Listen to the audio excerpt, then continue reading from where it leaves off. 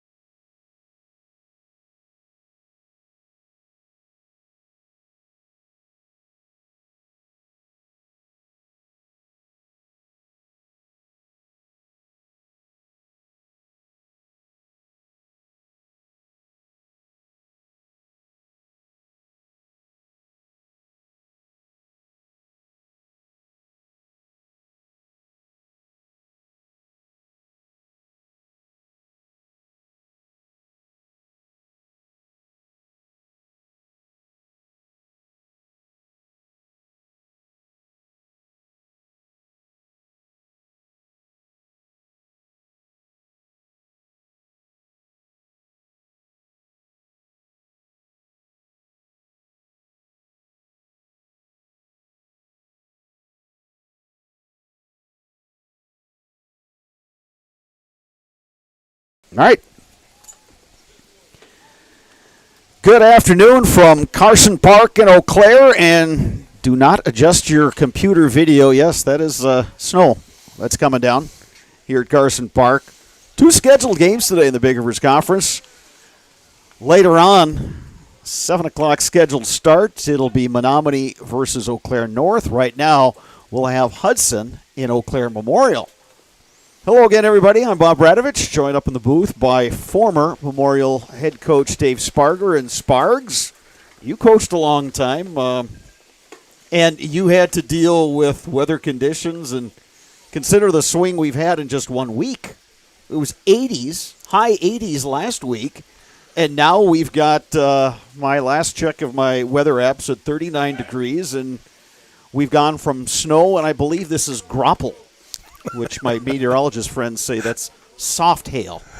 We'll get into the weather terms later on. But as a coach, Spargs, it's cold. Everybody knows it's cold. But what do you say to your guys on how to get into the right frame of mind to try to play a baseball game? Yeah, you got to look past the weather. You got it's just you're both teams are playing in it, right? I mean, there's no advantage, disadvantage. You're both having to deal with it, so you just forget about it. Play the game, move on, get your head ready to play the game. And again, you're here to play Hudson, and quit worrying about the weather. And let's get after it. And you're playing one of the top teams in the Big Rivers Conference. The Hudson Raiders come to town with a 4-1 record overall, 2-1 in the BRC, and that includes a Tuesday win at home against these Memorial Old Abes. 3-1 was the score in that one. Memorial going to be missing one of its top players today as well. Yeah, Jesperson is not here tonight. Now, he's their number 2 thrower, so he will not be here. So the Old Abes are going to have to go into that bullpen a little bit farther.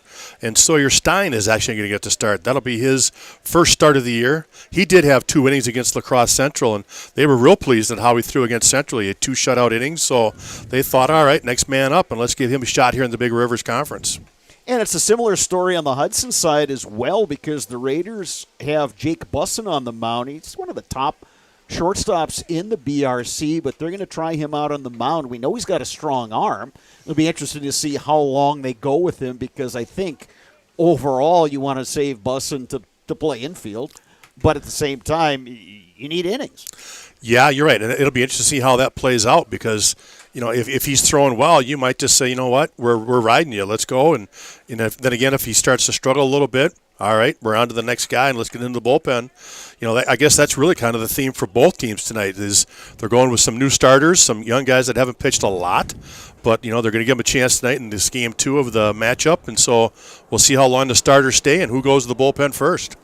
Old Abes are 1-4 overall, 0-3 in the Big Rivers. And Sparks, this is kind of unfamiliar territory for this Memorial program. Yeah, tough year to really have to rebuild your team. They lost a lot off of last year's really nice squad they had. Here now you come into this Big Rivers where River Falls is undefeated. They're 4-0. Chippewa Falls sitting at 3-1. Eau Claire North 2-1. Hudson sitting at 2-1. You got all those top teams that only have 1 loss, or River Falls undefeated, and they're just so strong this year at top to bottom. It's going to be a battle for Memorial, but they've been known as the season tags along to keep improving, get better each game, and by the time that tournament time rolls around, hopefully they're at their peak. Well, that's exactly right. And I know, Sparks, we talked about this when it was hockey season. We even talked about it in football. Yeah, getting a conference title, that's great. And that's always goal number 1 for almost every program in any sport. But as a coach, that's nice, but it's not your main focus, because when it comes to baseball, it's just making sure everybody's in a good place when those regionals begin. Yeah, I'm sure Coach Kaufman came in with the hopes that they'd have a chance for a Big Rivers Conference title. But, hey, 2 weeks into this thing, you find yourself sitting at, 0-3, and you got a tough one again tonight against Hudson. It's just kind of that readjust your expectations a little bit, understand that your kids have some areas of improvement that need to be worked on, and continue to work on them and see if they can improve enough to really make some noise in that postseason.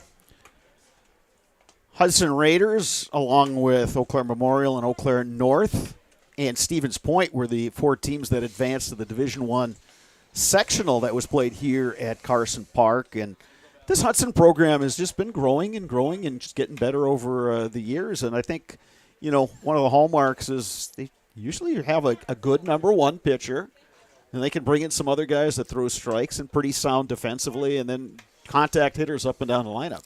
Yeah, I agree with you. Probably the last 10 years, this program has really kind of taken off to be one of the upper echelon programs in the area. And, They've got a couple of titles under their belt now. And again, these kids are kind of that group that did all the travel ball when they were younger. They worked together as a team, and they stayed together and played a lot of summer tournaments together, and that has really helped their program. When you're a small town like a Hudson or River Falls, and you can keep your players together to go play all summer, they just keep getting better and they get used to each other and have a lot of fun.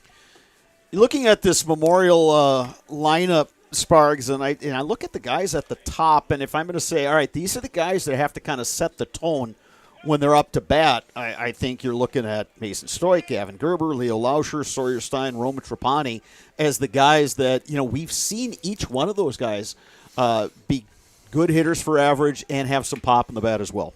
Yeah, they're really led right now by Sawyer Stein. He's hitting .545 this year. He's got that home run against River Falls. And the other guys, the Stoik and the Gerber are all hitting .333, so, pretty decent, good start to the season for him. But you're right. I mean, Leo Lauscher, he's only hitting .182, and that's not like him. He's been a prolific hitter from last year, outstanding job. But, some of that is just the fact that Leo kind of snuck up on some people. Just being a sophomore last year, he just stung the ball, and I think he surprised a lot of teams where that's not happening this year. Everybody knows about Lauscher. They know what a threat he is at the plate, and they're pitching him a lot different this year. And then on the bottom of the order, they got to find ways. Those guys have got to find a way to make something happen, do a better job of putting the ball in play and, see if they can get a few more runs created. And it's always a matter, too, Sparks, that baseball is a game of adjustments. And you hit it right on the head with somebody like Lauscher. I mean, there's not necessarily a book on him when he broke into the lineup last year, but now he's a guy that that the opposing coaches in the BRC especially are saying, all right, here's how we have to pitch to him. Yeah, absolutely. And again, Coach Kaufman knows that. He's trying to do some things with his squad. And if you look at tonight's lineup, Roman Trapani is playing first base. He hasn't played in the infield yet this year. He DH'd a game, but here's his chance to actually start in the field, get some good at-bats, 3-4 at-bats for him. And then Gabe Secker, brand new. He came up from the JV, just a sophomore, so here's a young kid getting his chance tonight. So, again, Coach Kaufman looking for some answers, giving different kids some chances, and, again, trying to see who can develop and who can finish up strong for him. Sparks, according to my weather app, the temperature's going up. It's up to 40 now. We got a heat wave coming. Oh, God, yeah. It just, I'd still recommend for the young guys, keep the sleeves on. I do notice that Hudson second baseman Jack Solheid, who's coming in to field the ball right now, he's got the kind of got the hoodie thing going on there. Oh, yeah, he's making sure he's going to be all solid for the next 7 innings. Well, and you know what? I just I'll get my playing high school baseball up on the Iron Range of Minnesota and having to travel to International Falls to get snowed on a day just like this, way back when. You kind of have to at least, be smart about how you're dressing and make sure you're wearing the jacket in the infield or when you're in the dugout and such. And I think that helps you get mentally prepared to deal with the next couple hours. Yeah, and let's be honest. These kids are from Wisconsin. They've done this their year in and year out. Every one of these guys has played baseball in these kind of weather conditions, snow, sleet, rain, whatever it is. So they certainly are prepared. It's something they've done before. So this, just got to make it happen. Let's have a good ball game today and see what happens. We'll take this opportunity to give you the batting order for the Hudson Raiders. Center fielder Peyton Lawrence will lead off. Catcher Hunter Carlson will bat second. Landon Zuli, the shortstop, will bat third. Pitcher Jake Bussin in the cleanup spot. DH Braden Bazanson will bat fifth. Wyatt Gavin in right field will bat sixth. Jack Solheid will play second and bat seventh. Eli Ramthan will play left field and bat eighth. Sam Abrahamson, the third baseman, will bat ninth. That's your batting order for the Hudson Raiders. The Old Abes will have Sawyer Stein on the mound. Austin McGraw will be his catcher. Robin Trapani over at first base. Austin Jaeger will play second base. Tyler Iverson at short. Leo Lauscher at third. Outfield, left to right, Gavin Gerber, Grant Loken, Gabe Secker. Sparks, what can we look for early in this game? What sort of early keys are you going to be looking at? I think the biggest thing for Memorial is can their pitchers throw strikes. Finally they had a game on Tuesday where Trapani did a much better job of pounding the strike zone and getting ahead of hitters, and it was a 3-1 ball game. They've struggled to stay in games because they put so many free passes in there. So a key for Memorial is to throw strikes. Hudson, Hudson just got to come on. I think if Hudson's looking to get on top early. They're like, if we can jump on these guys early, we're going to be in the driver's seat, and then we can really go after them. So Hudson wants to jump out early and get on top. And I think that's especially true when you've got weather conditions like this. It's one thing if you're winning. Yeah, it's always warmer when you're winning. It's always isn't it? warmer when you're winning.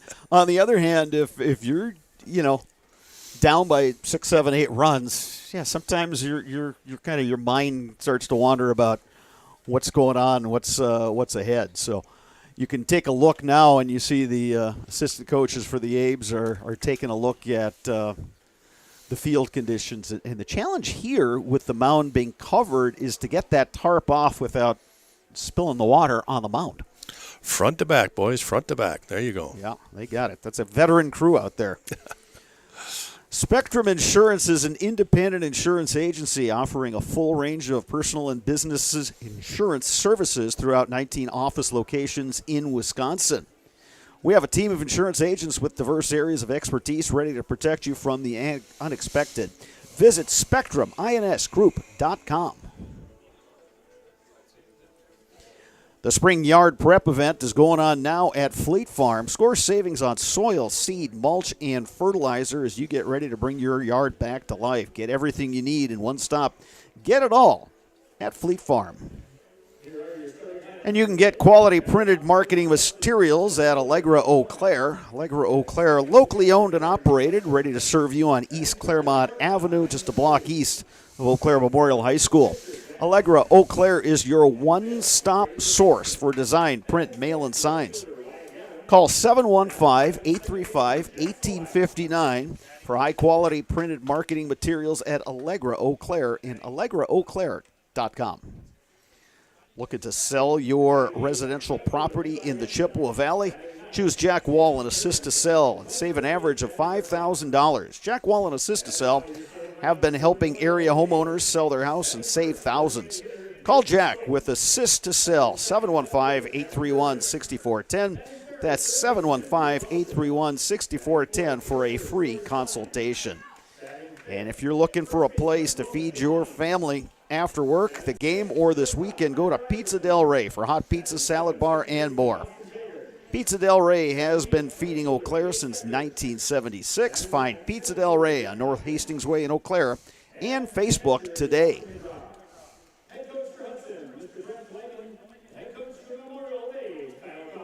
Introductions of both teams taking place as we speak.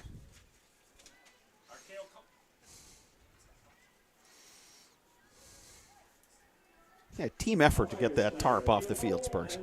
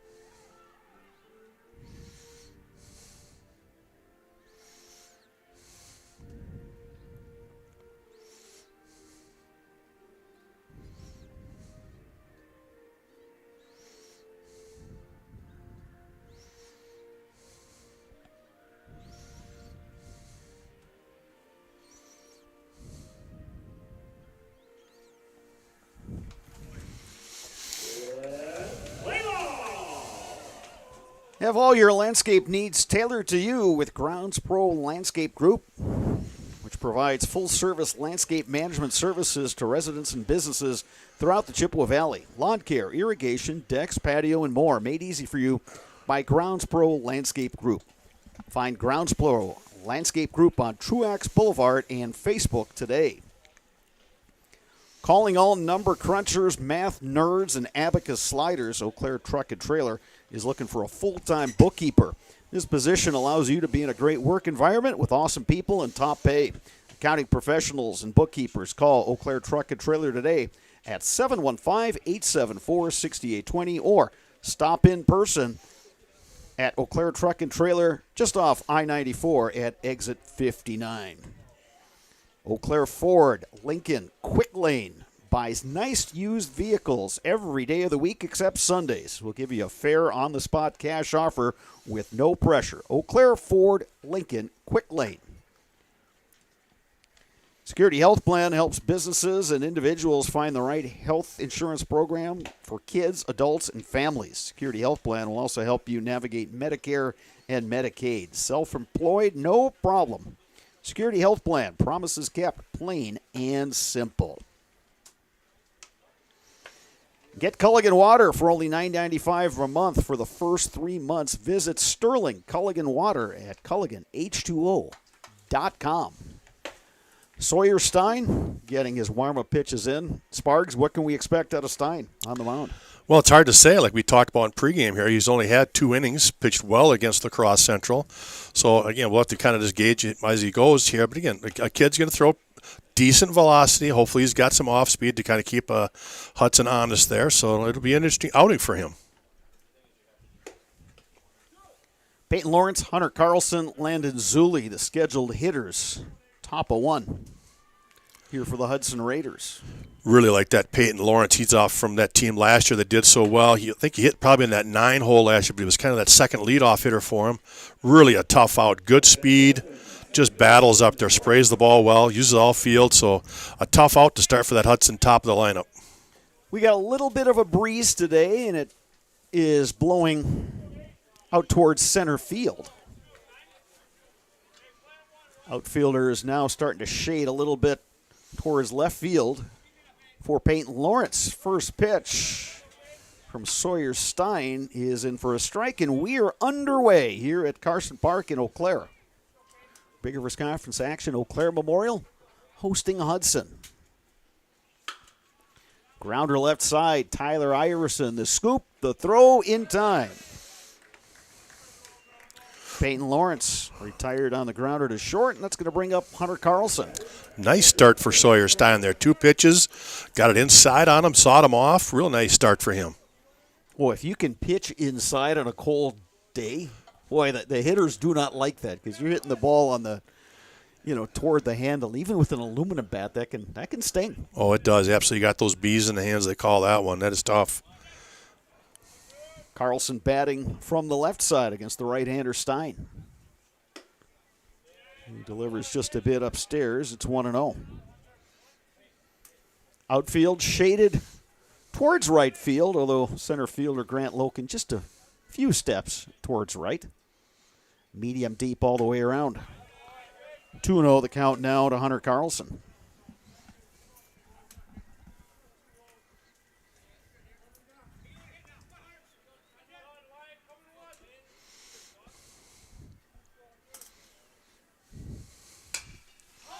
Lifted to left field. That's going to be tough. Play, and that drops in. Gavin Gerber gets it back to Iverson. That's going to hold Hunter Carlson at first base, but a good piece of hitting from Carlson. Just went the other way with that pitch and just got enough of it to drop it in between the outfield and the infield. So the Raiders have a runner on here. Top of 1. 1 down, Landon Zulli, the shortstop, at the plate.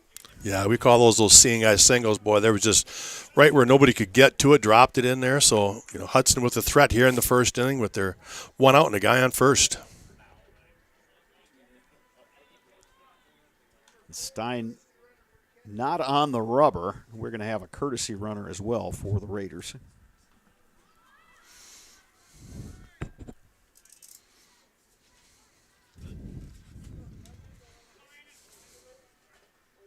That's Nick Hirsch. He's the courtesy runner. Where's number 4? Stein catches the corner. Works ahead of Zuli. 0-1.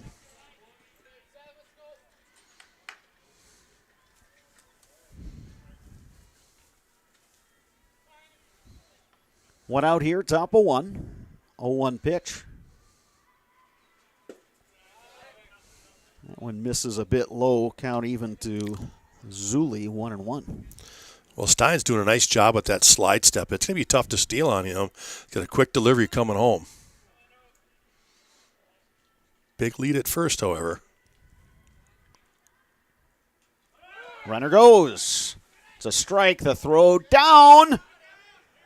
Oh, and Hirsch just avoided the tag there. Yeah, I'm assuming, that tag, swipe tag must have missed him because they sure had him dead to rights. It didn't slide, so. But he's really not arguing that much out there, so I'm guessing he did miss that tag. Quick release from the catcher, Austin McGraw. The throw did hit on the grass part of the infield, kind of checked up a bit.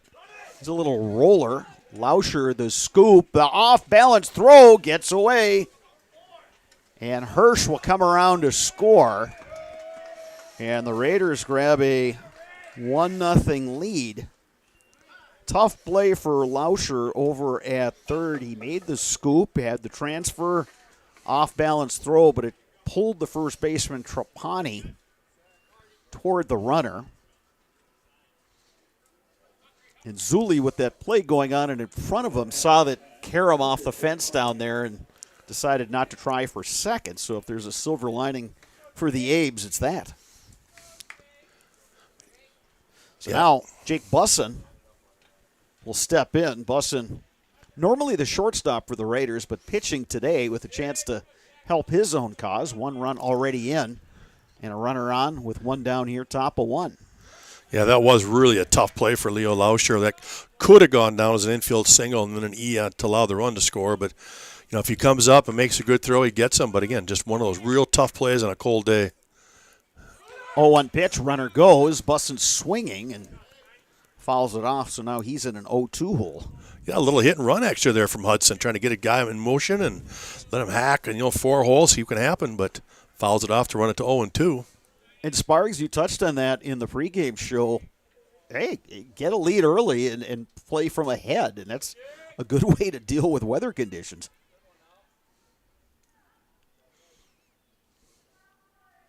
Runner goes again. Bouncing ball.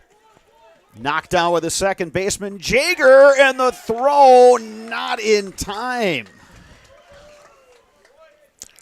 Well, Buston with good speed down the line to beat that one out.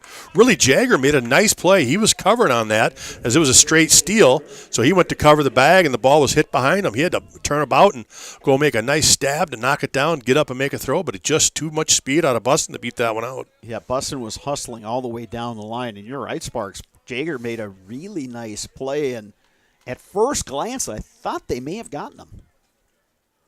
So now 2 on. Braden Bazanson is the hitter. Takes that one outside, 1-0. Bazanson, the DH today for the Raiders.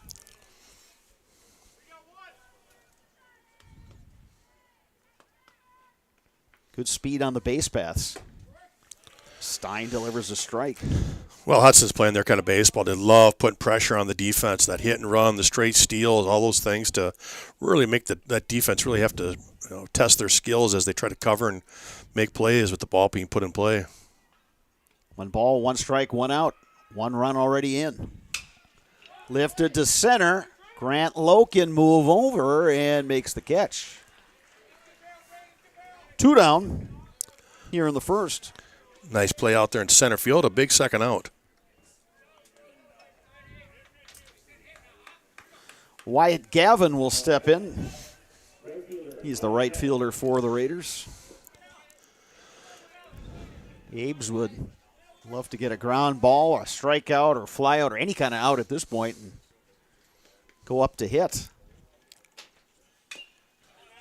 Ooh, good hack right there by Wyatt Gavin. Yeah, absolutely. The old Abs would be thrilled to get out of here the first inning, just allowing 1 run, especially when you tack on that air and a couple of hits. So they're looking to get out of this, and yet Wyatt Gavin's really trying to put a little extra on the board right here with 2 outs. Yeah, key part of the game, and we're just in the top of the first. Stein trying to get Gavin to chase that time with that outside pitch. Count is 1-1.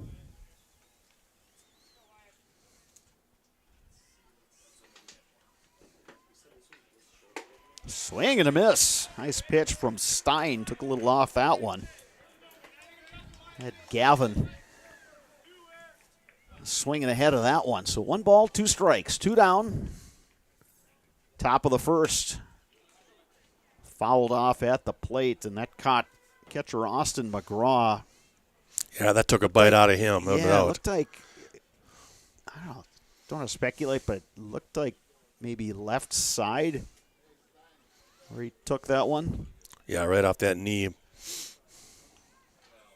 Yeah, maybe caught him on the inside, and he's going to try to stretch that thing out. And yeah, you get nailed with a baseball at any time. It's can be painful on a cold day. Everything's just worse. Let's refer back to that cold weather again. Yes. Reminded me it's 40 degrees and he's taking one off the knee. Yeah.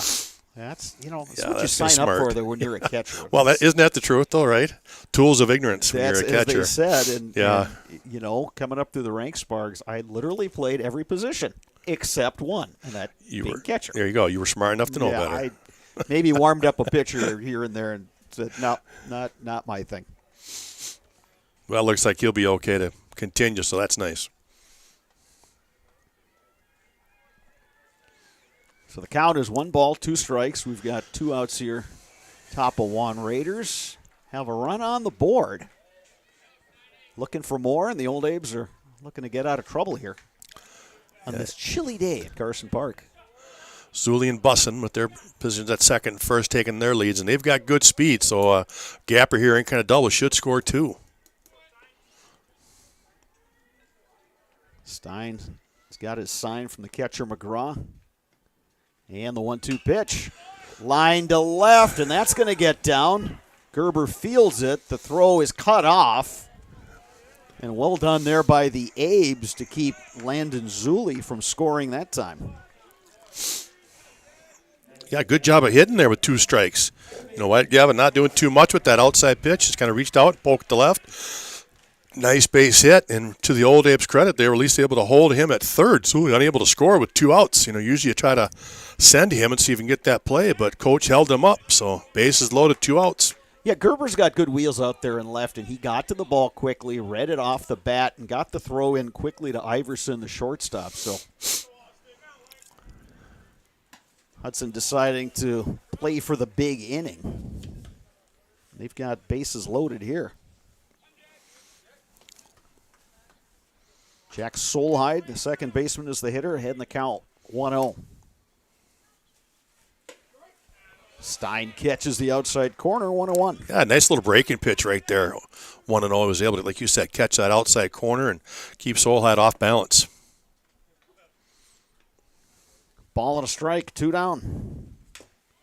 Stein now ahead, 1-2. Well, early returns on Sawyer Stein is he's going to mix up his pitches and he's going to be around the plate. Yeah, absolutely, and that's what the Old Abes want. They want him around that plate and limit those free passes. And he's done it this inning. He's given up a run on 3 hits, but a lot of those have not been hard hit balls. A couple of seeing eye singles. Here's the 1-2 pitch. Fouled back. We'll do it again. A few folks who are braving the elements here, and the folks that are seated kind of right behind the memorial dugout, they're bundled up. They're dressed for this weather.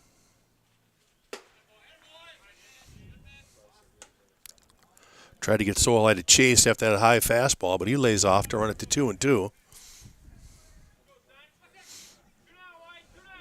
2 balls, 2 strikes, 2 outs.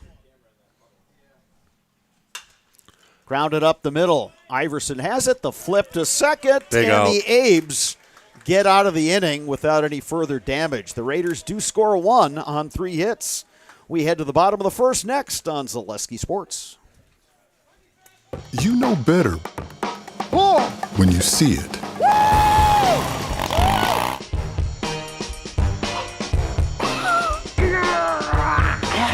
1, 2, 3. But sometimes it's a little harder to tell what better looks like, and you could use a little help. Thanks, Mom. Security Health Plan. Everything you need in a health plan. Everything you'd expect from a good neighbor. Fleet Farm has everything you need for every season of life. From tending the vegetable garden season to planting 100 acres of crops season. Fleet Farm is your one-stop shop. Whether it's strawberry jam season, cook your walleye season, or his first set of wheels season. Fleet Farm is built for every season. Fleet Farm, built for real life. So it was just like, yeah. We are back at Carson Park. Hudson put up a run on 3 hits, top of one, but left the bases loaded. Now the Old Abes come to bat against the right-hander Jake Busson. Busson normally the shortstop, but getting his turn on the mound for the Hudson Raiders. Here's your hitting lineup for the Eau Claire Memorial Old Abes. Leading off is the DH Mason Stoik. Left fielder Gavin Gerber will bat second. Leo Lauscher batting third and playing third base. Pitcher Sawyer Stein in the cleanup spot. First baseman Roman Trapani will bat fifth. Shortstop Tyler Iverson will bat sixth. 7, 8, 9, Austin Jaeger, the second baseman. Gabe Secker, the right fielder, and Grant Lockin, the center fielder, batting ninth for the Eau Claire Memorial Old Abes. Bussin on the mound for the Raiders. Hunter Carlson is his catcher. It'll be Ben Burkhoff over at first, Jack Solheid at second, Sam Abrahamson at third, Landon Zuli plays shortstop. Outfield, left to right, Eli Rampton, Peyton Lawrence, and Wyatt Gavin. Oh, much like it was top of one when we weren't entirely sure what to expect out of Sawyer Stein, I think we could say the same for Jake Bussin. We do know, just based on what he's shown us as a shortstop and just the way he was warming up, that he's got some zip. He's definitely a hard thrower. Yeah, definitely much better velocity here for the Hudson. So see how he comes at the Old Abes. First pitch swinging is Stoik. Grounds one foul. Well, the one thing the Old Abes have got to do today is get a few more runs on the board. In Big River's play, they've scored 1 run, 2 runs, and 1 run, and they're sitting at 0-3 due to that. So they've got to find a way to produce more runs. And we talked about it, Sparks. They've got guys in their order, especially those top 5, 6 guys, are all capable of swinging the bat and keeping the line moving and putting up some crooked numbers. They just have yet to do that. Yeah, and right here, Stoik finds himself in an 0-2 hole.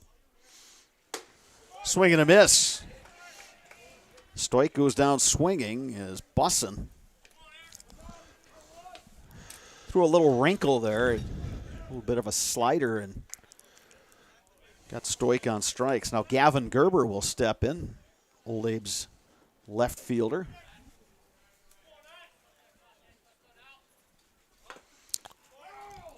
Gerber looking to use his wheels, but bunts that one foul. Yeah, not a bad idea right there by Gavin Gerber. I like it.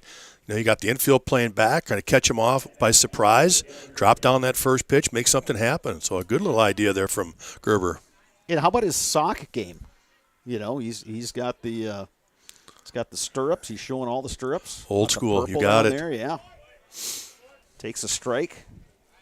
Yeah, it's funny how that fashion has gone cyclical. In the day, a lot of guys, showing the sock with the stirrup. Bouncing ball, Solheid has it.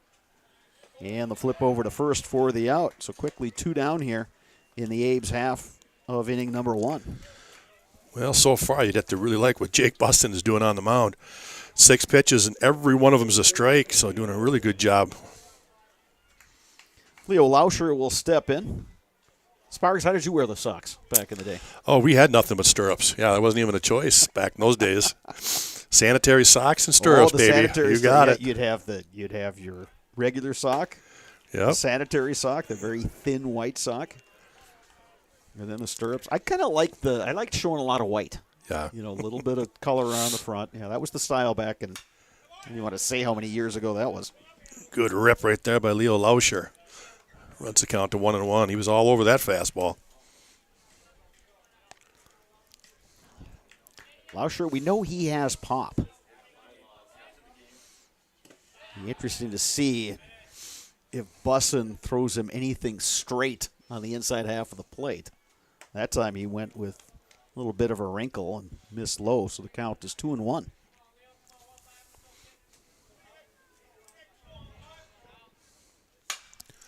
Lauscher lifts one high in the air to right. It's a long run. Gavin, the right fielder, coming on, and he makes the catch. The Old Abes go down in order, top of one. After one inning, it's Hudson 1, Eau Claire Memorial 0 on Zaleski Sports. Snow piles up quickly. Remove it just as quickly with Kubota subcompact and compact tractors.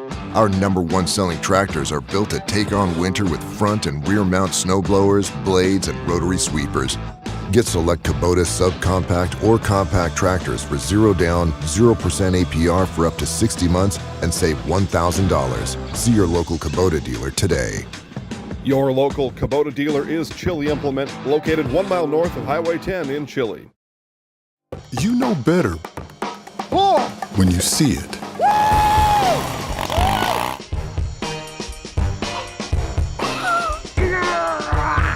right, 1, 2, 3. But sometimes it's a little harder to tell what better looks like. And you could use a little help. Thanks, Mom. Security Health Plan. Everything you need in a health plan. Everything you'd expect from a good neighbor. We're back at Carson Park, getting ready to start the second inning of this Big Rivers Conference matchup between the Hudson Raiders and Eau Claire Memorial Old Abes. Hudson has a 1-0 lead as the Raiders get set to bat here in the second inning. And Sparks, well, for a moment there, I thought I had good news on the weather, but my app said 41 for a while. Now it's dipped back to 39. But it stopped snowing. So that's good. True. That's yeah. And the wind's not bad. Yeah. So. Well, and you know the other key is when you're playing. At least you got the game to kind of keep your mind. And once you get at it, and like I said, if you got the sleeves and do whatever else you needed. These guys aren't even thinking about the weather now. They're all locked into the game. Now you're playing. kind of dialed into the game. Exactly. And, if you're out there playing, you're doing okay. Eli Rampton will lead it off for the Raiders here in the second inning against Sawyer Stein, who's ahead in the count 0-1.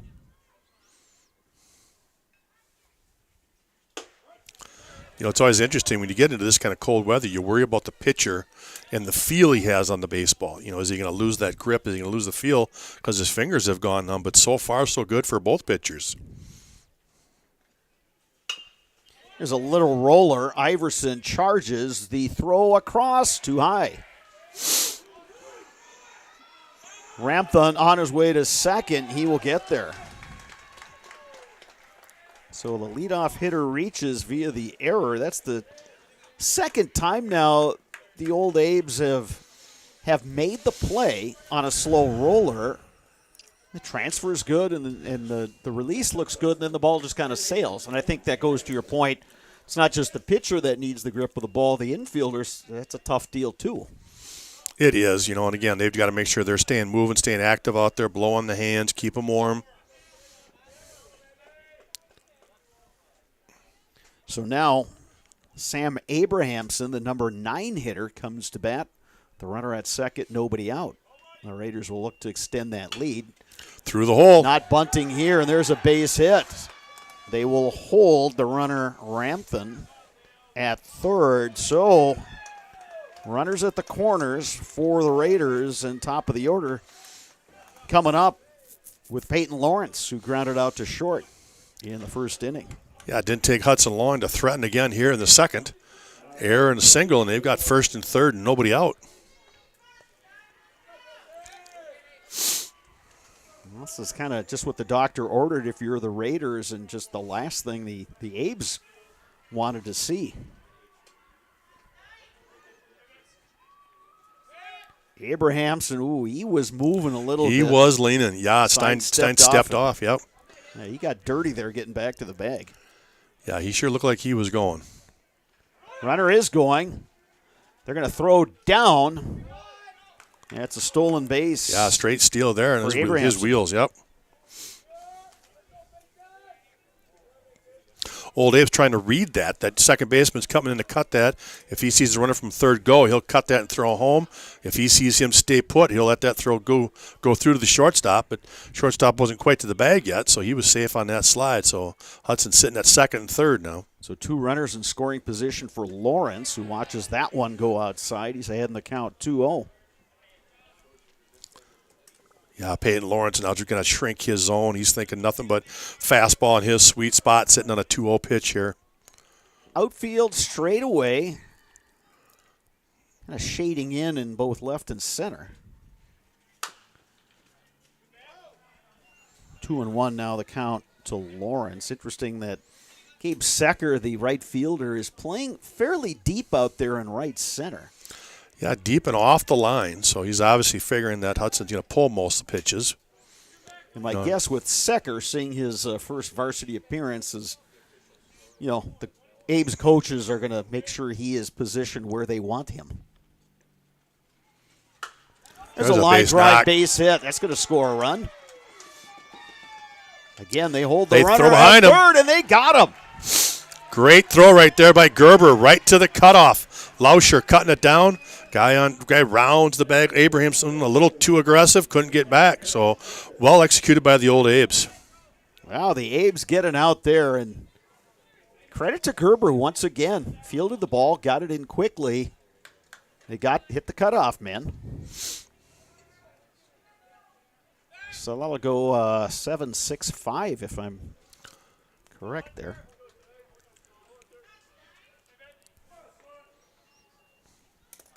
Hunter Carlson will step in. So a big out for the Abes. Now you got a runner at first. 1 down. Abes can get a ground ball here in turn 2. They're out of it. Runner goes. Little double clutch by the catcher McGraw, and Lawrence has stolen second base. Yeah, I think Hudson's a little aggressive today on the base pass. 3rd stolen base already, in the 2nd inning. Well, and that's another thing. I mean, you've got chilly conditions. Well, get guys in motion. Put the pressure on the defense and on the pitcher. And they've shown they've got the speed to do it, too. Absolutely. 0-1 now to Carlson. Now 0-2. Yeah, and that's kind of Hudson's game anyway, is, contact hitters and guys with wheels.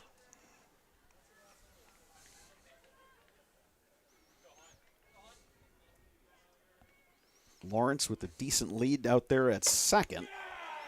Stein trying to pick that outside corner, but that one misses wide. It's 1-2.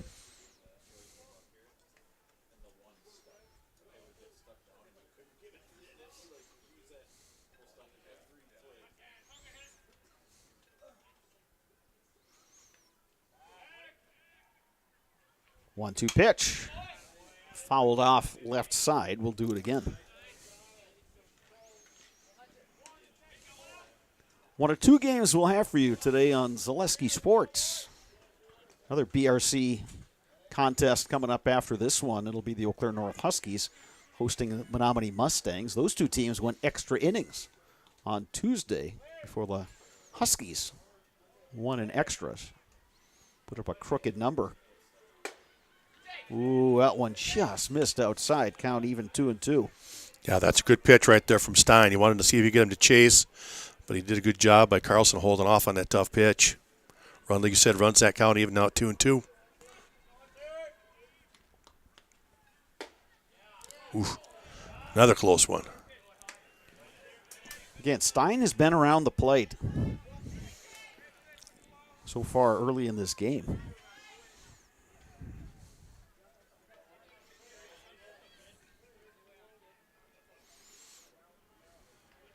Three balls, 2 strikes, 1 out. Time is called.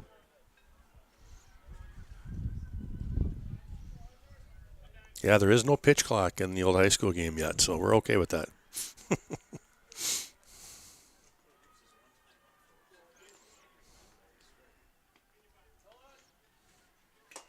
Swing and a miss. Good strikeout. Foul tip, and Austin McGraw did a good job hanging on to that one. But Stein gets the strikeout, and again, very close to limiting the damage to just one run. But he's got the number 3 hitter, Landon Zulli, to deal with. Yeah, Zulli hit that little chopper down the third base line that Lauscher came and grabbed and threw just wide of the bag for the error last time. So, like you said, 2 outs, guy in scoring position, a big out here. Hudson trying to tack on. Old Abe's trying to get out of it.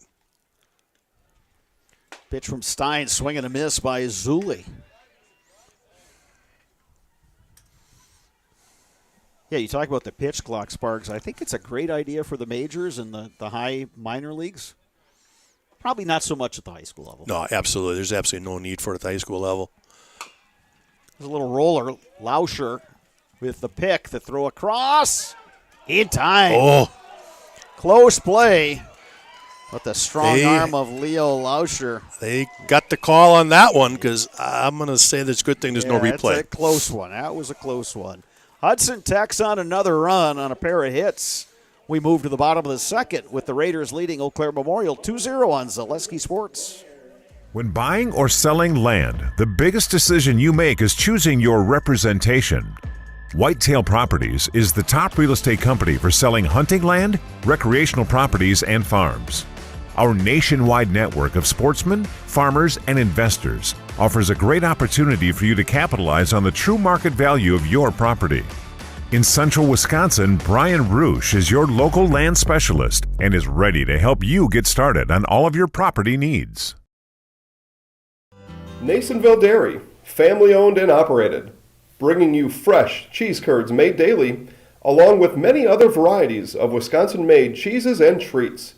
Don't forget to check out our cheese and sausage trays for your upcoming parties and cheese and sausage gift packages for the holiday season or any other special occasion. Nasonville Dairy, located just southwest of Marshfield on U.S. Highway 10, NasonvilleDairy.com. Eau Claire Memorial coming to bat here in the bottom of the second inning and trailing the Hudson Raiders by a score of 2-0.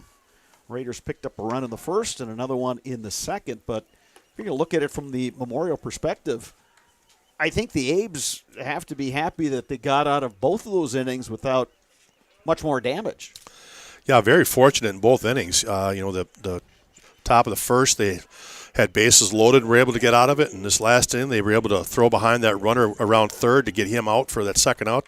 And a nice play there at the end of the inning. So, like I said, down 2-0. They'll take it right now and hopefully start to crawl back into this thing. Pitcher Jake Busson will face 4, 5, and 6 in the lineup. Sawyer Stein stepping in now, and there's a base hit up the middle. Just going to say, Sawyer Stein, the Old Apes' leading hitter, and he continues that onslaught. Over 500 on the season, another base knock. Yeah, he was sitting fastball there. We're going to get a courtesy runner for the pitcher, Stein. 19, Blake Buer.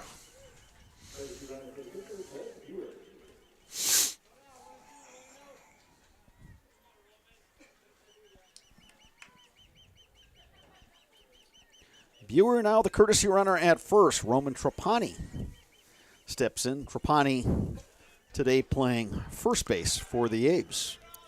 He's also seen time on the mound. Yeah, he's the Old Abe's number 1 on the mound, so he's always their Tuesday starter on the bump. Real nice pitcher. Yeah, his older brother now pitching at Illinois Chicago. He is. This year, the college ranks. Did the transfer. Still playing D1.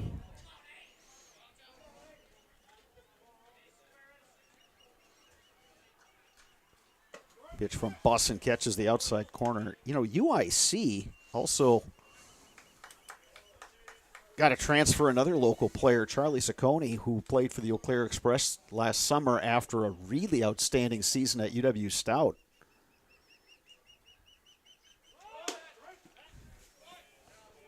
Trapani now in an 0-2 hole. And Ciccone, one of those guys that getting some looks by scouts. Kind of a rangy infielder, 6'4", 6'5"-ish, but a guy with pop in the bat. Trapani just held up there, a pitch that just missed outside, 1-2. Yeah, real nice spot there. Jake Buston trying to get it just off the edge, see if he can get him to chase. So a good 0-2 pitch right there.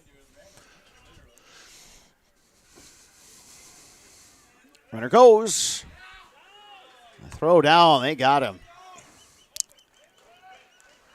Yes, they did. Great throw right there. Hunter Carlson got him by about 3 or 4 steps.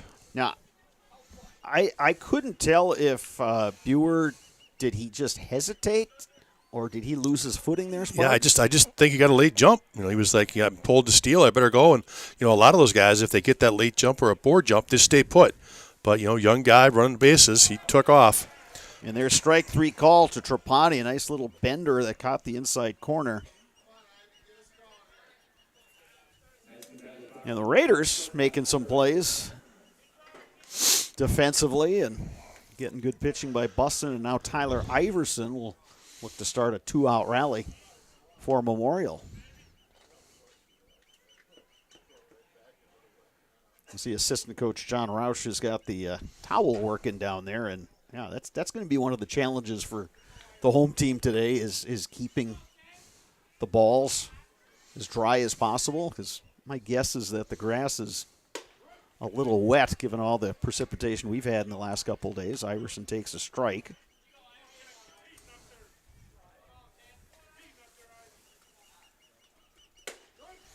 And now he's behind the count, 0-2. Yeah, Buston, coming right at him. He's not messing He's around. not messing around. He's just like, here's fastball, I'm throwing fastball. strikes. Absolutely. And then I'll snap one off and get you ducking. That did not miss by much.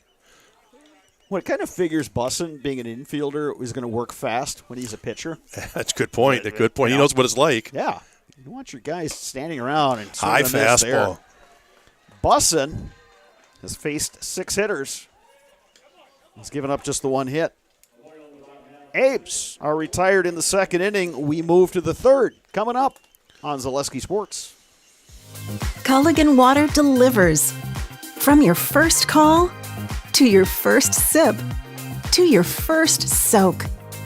Culligan, give us a tap. The only water that comes with a van.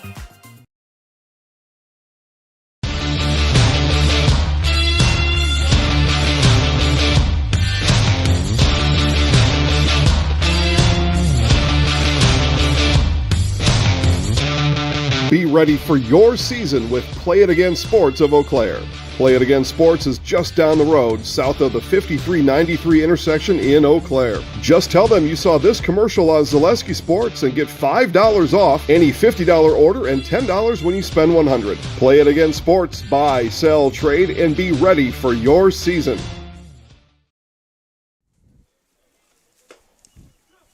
Hudson Raiders will send up 4, 5, 6 in their batting order in the top of the 3rd. Jake Busson, Braden Bezanson, Wyatt Gavin to face the right-hander Sawyer Stein in his mound debut for the Old Abes. And all things considered, Stein has been around the plate. He's given his team a chance, and Abes have kind of worked their way out of a couple of jams. Hudson did score a single run in the 1st and a run in the 2nd, although both of those innings could have been a lot bigger from the Raiders' perspective. So the Old Abes hanging around, but they'd like to put a 0 up on the scoreboard here. Busson bouncing one to Iverson. Throw across in time. Real nice play there by Iverson. Tough little backhand on that second hop off that one. Gathered himself. Good throw to first. And compared to some of the games, the baseball games we did last week, Spargs, when the infield was kind of rock hard, I think it's a lot spongier today, and so infielders have to adjust to that. Yeah, I'd agree with you. I guess an inch of rain the last 2 days will help you out there. But you're right. This Carson Park's back into that normal summer playing where it's a little softer, after the rain is hit. So you're right, a little better for the infielders. Braden Bezanson steps in. He flew out to center field his first time up. 1-1 the count now to Bezanson. We're getting some kind of precipitation here. This more looks like, I don't know, is it snow or rain, Sparks? Yeah, it's one of those. Yeah, so one of those two. It's not grapple. There's that word My again. second Yeah, there you drop-in, go. my drop-in for grapple. Drop that in there again. This looks like it's, I'm going to call this snow, Sparks. But it's hitting the, hitting the rooftop here in the press box and melting. So that's again, we're finding positives. Lifted to center. Hit well. Locken drifting over, makes the catch. Did a nice job tracking that one. And there are 2 down here in the Hudson half of the third. I don't know, but I think if you use that word again, Gabby might lose it over there. She's trying to contain herself with that fancy word you're using. Well, yeah. We're going to keep that in single digits. And you got a second game, too.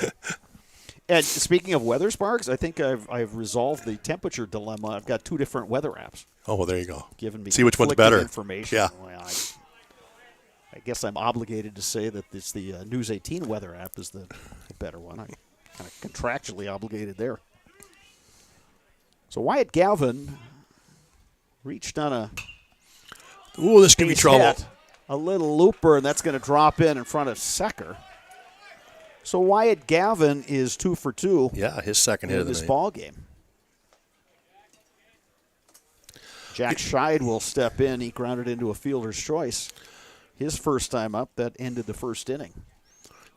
Well, Coach Kaufman's got to at least be, thrilled that he's got a guy on the mound today that's doing such a nice job of throwing strikes. They've gone through these first 4 or 5 games of the season and really kind of struggled in that and just trying to find guys to put the ball over the plate, make their defense work for them. And today, Sawyer Stein's doing a nice job of, really getting that ball over the plate and making Hudson swing it. Gavin with a big lead, and he took a little extra steps, and Stein saw that and stepped off. Again, doing that shuffle, but he's not going anywhere. Scheid takes a strike. Yeah, I think he will be going somewhere, though. With 2 outs, they're going to try to get him in the scoring position. They've had a lot of success stealing today.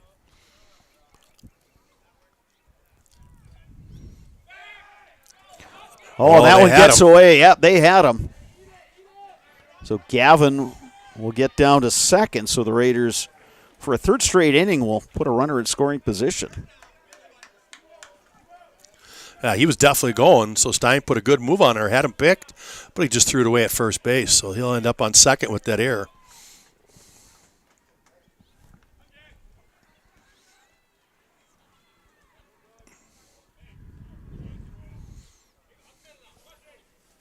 Runner at second, 2 down. 0-1 count to the hitter, Jack Solheide.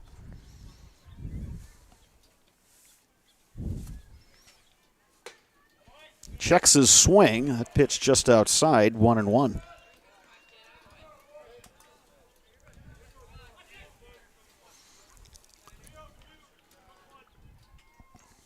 Big lead at second for Gavin. They're not holding him. That one misses outside. It's 2-1.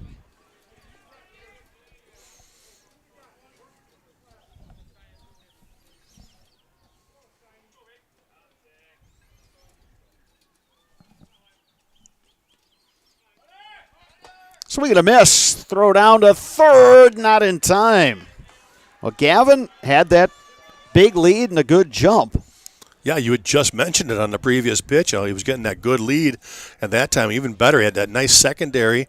And as he came home, kind of started to get into Stein's rhythm of one look and coming home. And got a great jump. He's at third now with 2 outs. Big pitch coming here from Sawyer Stein. 2 balls, 2 strikes, 2 outs.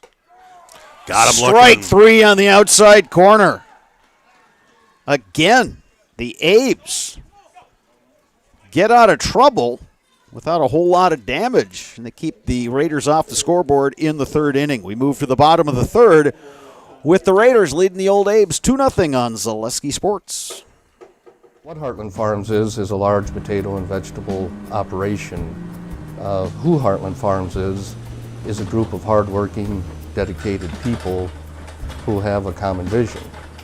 Heartland Farms is an accumulation of individuals who came from family farm backgrounds, grew up on family farms, and now have come together as one larger team to own and manage a much larger farm enterprise.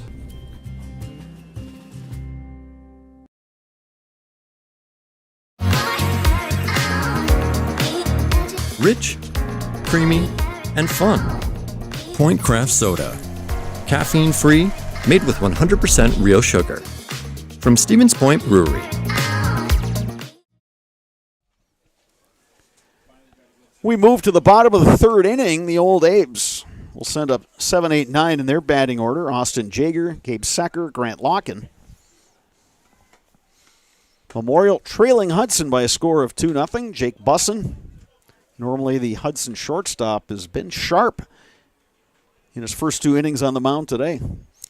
Yeah, absolutely. He's given up 1 hit, but faced the minimum as he got a caught stealing. So, like you said, in the third inning, he's going to face 7, 8, 9, and he has looked very good on the mound today. Austin Jaeger batting from the left side.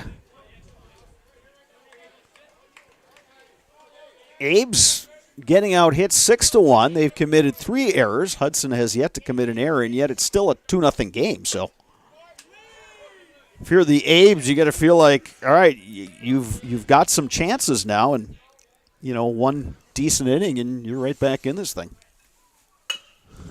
A roller right side. Solheide over to Burkhoff for the out. Yeah, you mentioned it. The Old Abes have been able to prevent the big inning. Hudson certainly had their chances at it with men on base, but haven't come up with that big 2-out yet to get the big inning. So, like I said, Memorial's only down 2-0 here in the third. Gabe Secker will step in, and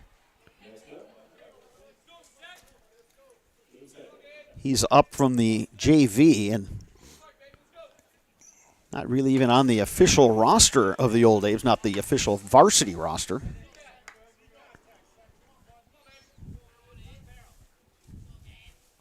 Behind in the count, 0-1. Again, Busson coming inside, and count now 0-2 to Secker. Yeah, good job busting him inside, fouled it off, right down off his foot, so not only his hands are stinging, now his foot is too. So Secker, just a sophomore, he's got a battle here now, down 0-2.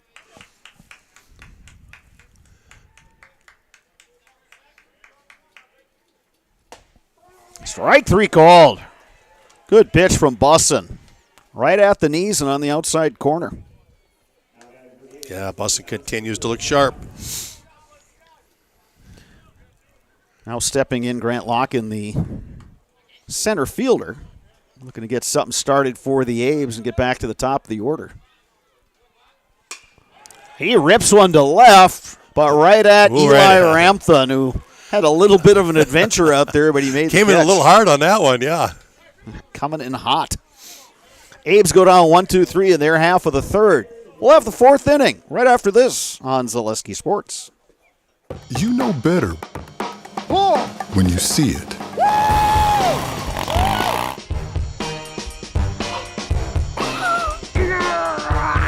All right, 1, 2, 3. But sometimes it's a little harder to tell what better looks like, and you could use a little help. Thanks, Mom. Security Health Plan. Everything you need in a health plan. Everything you'd expect from a good neighbor. Bauer & Feind has been based in Marshfield since 1955. And if you're in business that long, you're obviously doing many things right. We always focus on selling world-class products, backing it up with world-class customer support. Working with Bauer & Feind Business Technologies has been a pleasure. We have staff on call that we can call if we ever have issues, and the printer usability has been really easy, user-friendly. Give us a call, visit our website. We'd be happy to come in, talk to you. Maybe there's a way we can help you save some money and work more efficiently. Welcome back to Carson Park. A fast-moving game. We've reached the top of the fourth, and Hudson Raiders leading this one 2-0.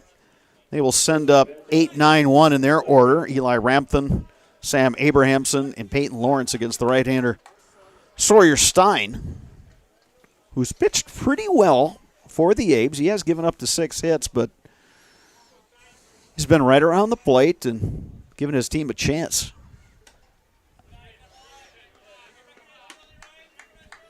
Doing a little research here via the Twitter, Spargs, and we were wondering between innings where Jake Busson is headed to play college baseball. He's going to Iowa Central Community College. Well, that's a good choice. It's a good program.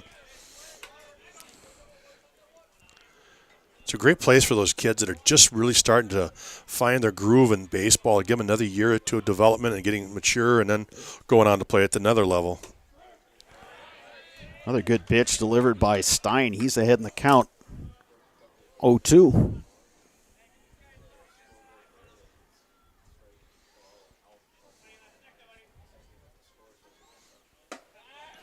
That one a little high.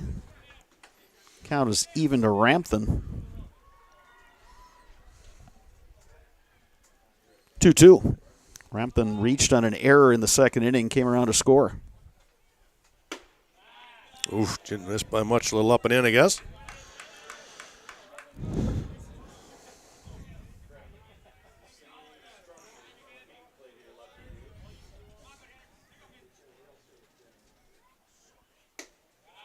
That one misses outside, and first walk of the game issued by Sawyer Stein. It is, and it's actually what's kept him out of big trouble. Yeah, he's given up the 6 hits, but if you've got no walks to wrap around it, it's tough to get runs in. And so, like you said, he's done a really nice job of just putting the ball in play. So 2 runs on 6 hits. Well, there's his first walk to lead off the 4th. Roman Trapani holding him on over at first base, and we were wondering where Roman Trapani is headed next year, North Dakota State.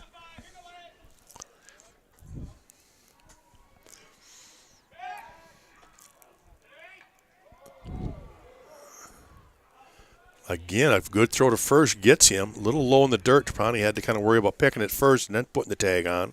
But Hudson's getting that big lead. Speaking of North Dakota State, they had a series with St. Thomas last week, and of course, tons of local guys on that St. Thomas team, including Dylan O'Connell, the Eau Claire Memorial product, who's playing a lot as a freshman, as is Tanner Marsh, the sophomore from Mondovi. Runner goes, fouled off at the plate. Walker Retz, pitcher from Boyceville. Then North Dakota State has Peter Brookshaw from Prescott. I saw a note on Twitter. Brookshaw literally has started every game in his college career. Jeez, that's saying something, isn't it? Just a ball player. That's great. It was fun to watch him play. Him and Marsh play for the Eau Claire Express last summer, and Dylan O'Connell's going to get that opportunity this summer.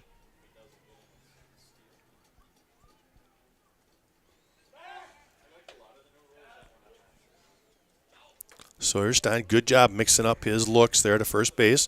That time a little longer pause and then decided to go over, see if you catch him leaning. Yeah, I've been impressed with Stein, who delivers a ball there. He's been around the plate. He's done what's asked of him. Oh, yeah, absolutely. I think, right now, if you look at the Old pitching staff, he's their number 3, and he'll be a kid that can come in the conference and come in relief. Runner goes, swing and a miss. There's the throw. Sailed just a bit on McGraw. Jager tried the swipe tag there, but Abrahamson down on strikes for the first out. Now Peyton Lawrence will step in. He had a nice single to left field last time. He's 1 for 2.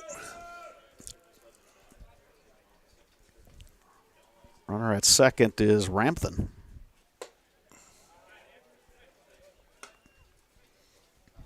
Lawrence takes a ball.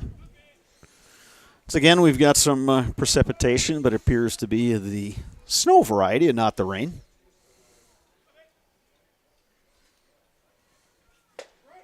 The pitch on the corner. It's 1-1.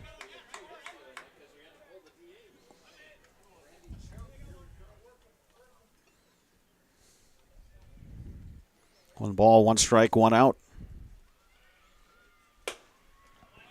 Trying to catch the outside corner, but did not. Lawrence, good eye at the plate. Kind of a prototypical leadoff hitter. Good with the bat. Contact hitter. Good wheels. Yeah, not afraid to see a lot of pitches, no doubt. Takes that one for a strike. Good job by Stein coming inside that time. He'd gone away and away. That time he comes in hard. They take it for the strike call, too.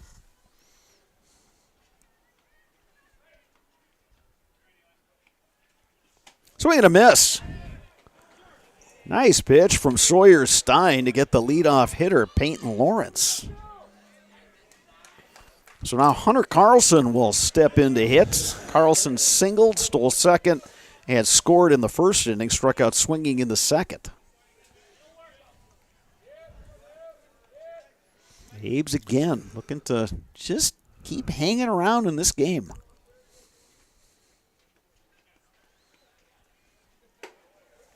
Stein misses just a bit outside. Yeah, it was a tight one on Tuesday as Hudson ended up winning that one just 3-1, so kind of has that same feeling today.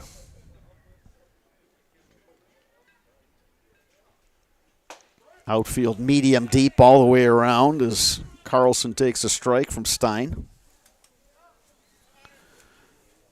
They're playing him pretty much straight away. Secker, the right fielder, well off the line.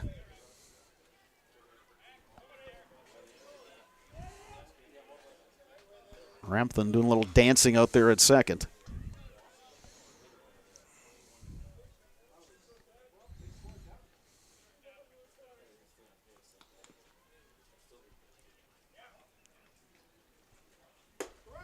Stein delivers a strike.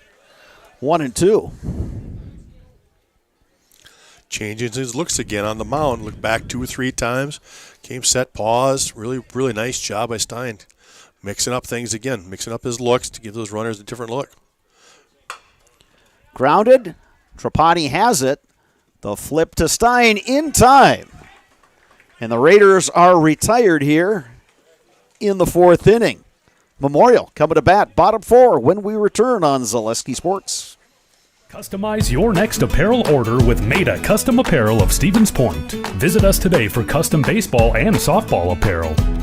Need help with a design? We have you covered. Our highly skilled staff will turn your idea into a reality with great quality screen printing. Or choose from a variety of embroidery options today. Visit us at our physical store or online at maidacustom.com. Heartland Custom Homes is your local custom home builder for over 50 years right here in Plover. We are committed to making the process of constructing your dream home as engaging, efficient, and stress-free as possible. Our panelized construction is ideal for our central Wisconsin climate, and our expertise and workmanship give you the confidence to know that your home is in good hands. Stop in or schedule a meeting to talk about your vision and watch as your design takes shape before your eyes. You deserve the home of your dreams. Let Heartland Custom Homes bring yours to life.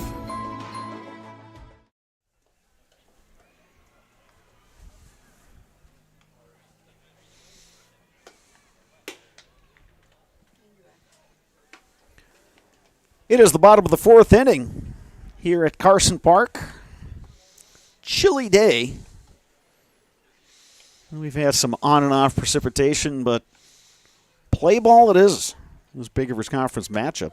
Originally scheduled for yesterday, but had quite a bit of rain in the Eau Claire area, so just moved it back one day, which I guess is one of the advantages of playing a Tuesday-Thursday schedule. Yeah, it sure is. And in fact, Tuesday's game was supposed to be held here, but with the amount of snow we got on Sunday, they had to push it over to Hudson, as Hudson didn't get any snow, so they simply flip-flop sites for Tuesday, Friday.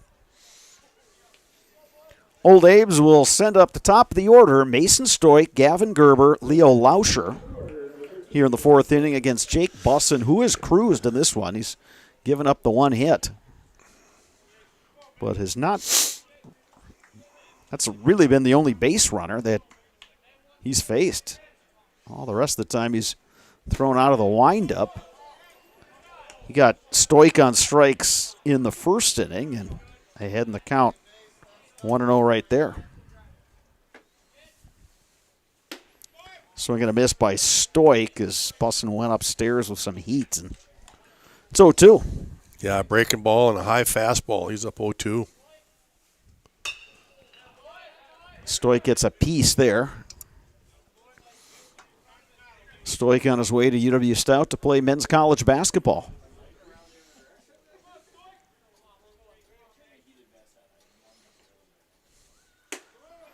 Strike 3 called. Good breaking ball by Bussin.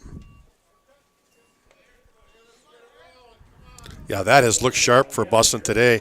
He's got good heat, and then he comes back with snaps off that breaking ball for a strike. Caught several of the old A's looking at that one. 5 strikeouts now for Busson. Now, Gavin Gerber will step in. Gerber grounded out to second base his first time up. That one misses inside, 1-0. Yeah, the A's are getting it done in the field and limiting Hudson, but at some point Memorial needs to get the bats going. Just one hit today. Yeah, it's just been one of those things where it's just been a struggle in the big rivers. They face really good pitching and top to bottom in the conference, and they've just got to get the bats going. It's a little bouncer. Busson fields the flip to Burkhoff at first, and quickly 2 down here in the A's half of the 4th inning. The word there is quickly. Brad, you talked about that earlier, how he's an infielder by trade, playing shortstop, and I'm sure he appreciates when his pitchers work fast, and boy, does he work fast. Pound the zone, get the ball, give me the sign, here we go. 2 down here in the 4th inning. Leo Lauscher steps in. Lauscher flew out to right. Hard hit ball, and Burkhoff grabs it for the 3rd out. Abe's down quickly in the 4th. We'll have the 5th inning with Hudson coming to bat when we return on Zaleski Sports. You know better when you see it. All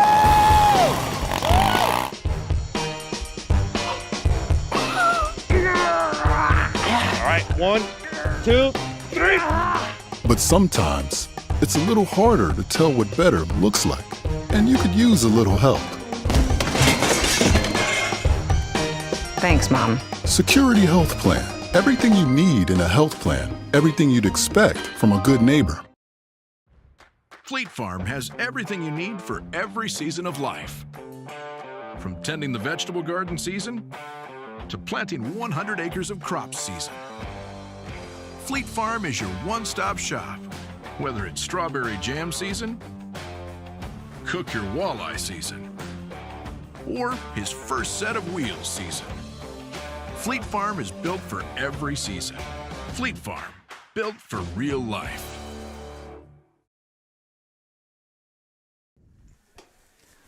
We're back at Carson Park, 5th inning. And the Hudson Raiders leading by a score of 2-0. Hudson got a run in the first, another run in the second. Eau Claire Memorial doing a good job of hanging around in this game, but the A's have been limited to just 1 hit.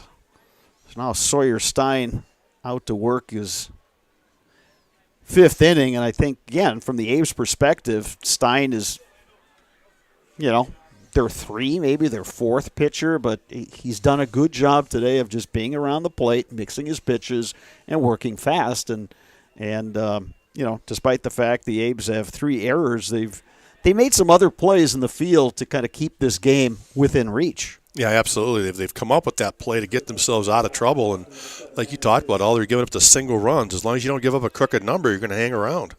Landon Zulli to lead it off for the Raiders. Zulli 0 for 2 officially, reached on an error in the first inning, bounced out 3rd to 1st. Both times he hit the ball in the direction of 3rd baseman Leo Lauscher. That's a line drive past the 2nd baseman, Jager. And it's a leadoff base hit for Landon Zulli. Well, we're going into the 5th, and Stein has not gone more than 2 innings, so you just kind of wonder how much he's got left in the tank. Now we're getting late into the game, and he's had to throw quite a few pitches early in the game.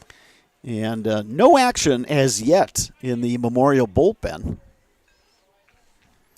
Jake Busson steps in now. He singled in the first inning, knocked in a run, and bounced out to short.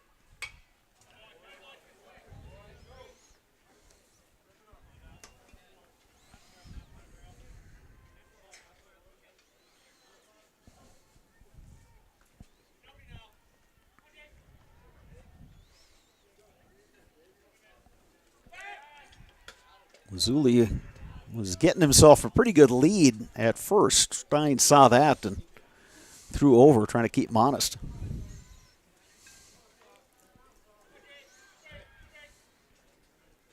Runner goes. Here's the throw. Close play. He's in safely. Stolen base for Zuli. Well, McGraw put it right on the bag. Much better throw that time.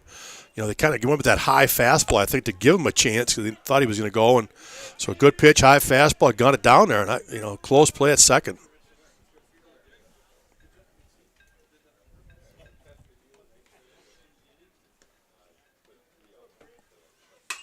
Bussin grounds one through left side. Base hit. Raiders will have runners at the corners. Nobody out here in the 5th inning. Yeah, Zuli's going to have to hold up on that one as that ball was hit in front of him. He had to slam on the brakes to make sure that got through. He didn't want to be going if it was hit right to the shortstop. So, good job of base running by him. Let it get through. And he finds himself at third with nobody out. So here we are, first and third. Nobody out here in the 5th. The Raiders have had runners on every inning. Now with 8 hits to go along with 3 Memorial errors, and yet the margin at the moment, 2-0. Braden Bezanson steps in at the plate. Takes a strike from Stein.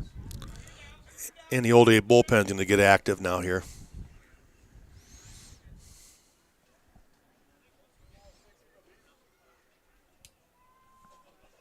Corner infielders are in. Lifted to center. Lock-in. Makes the grab for the out. They cut off the throw. Play at second. They got him.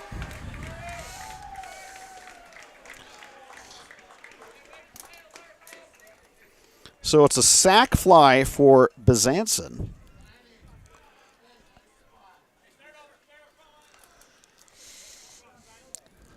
Well, really well done by both teams there. You've got the guy on third that knew to go back and tag up, get going. Runner at first also tagged up, but a great throw from center field that time by Locken. He hit the cutoff perfect. They cut that down, throw to that second guy, and they get the out at second.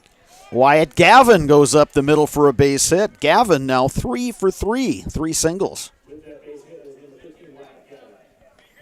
It'll bring up Jack Solheid for the Raiders. Well, once again, a single run for the Raiders as they had in the first and second innings. But again, if the Abes can wiggle their way out of this one, again, they're kind of hanging around. It's interesting, Hudson being so aggressive on the base paths, but it's kind of run themselves out of some innings. They had that play at third where they threw behind the guy as he was held. Here, the runner trying to advance from first to second on a throw to home. And they cut it down and they get him out pretty handily at second. So, again, they're aggressive, but it's also kind of come back to hurt them a little bit. Solheid 0 for 2, bounced into a fielder's choice to end the first, struck out to end the third. Struck out looking.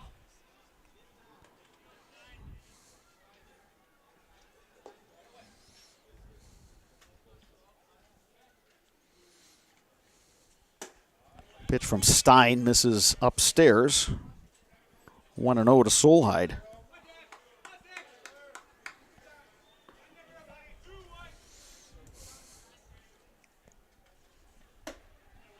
Big lead for Gavin at first base. Wasn't going that time. 2-0 now to Solheid.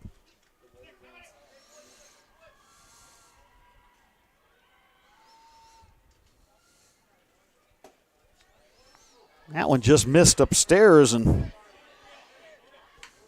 Solheid up 3-0 in the count. Yeah, first time Stein's gone to a 3-0 count today.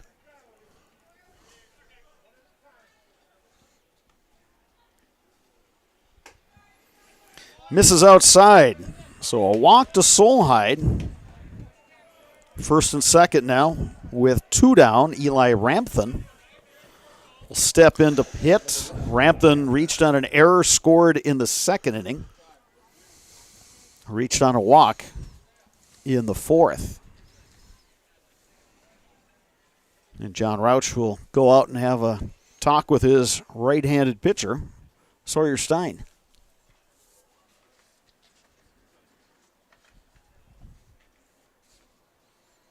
If we want to go back and recap that sac fly, nice deep fly ball to center field, tagging at third. That runner at first went back to tag up, but his job is to actually read that throw. And if it's going to go over the cutoff's head, then he moves up. But if it's going through the cut, he's got to know to stay put, especially when you got your first baseman as your cut. He cuts that down. You've got plenty of time to get back to first base because nobody's covering the bag. So kind of a misread there by the Raiders base runner there. And it's even more magnified, Sparks, in a 7-inning game. Yeah. You only have a certain number of opportunities to score runs. Yeah, you can't just give away outs, and that's kind of what they're doing right there.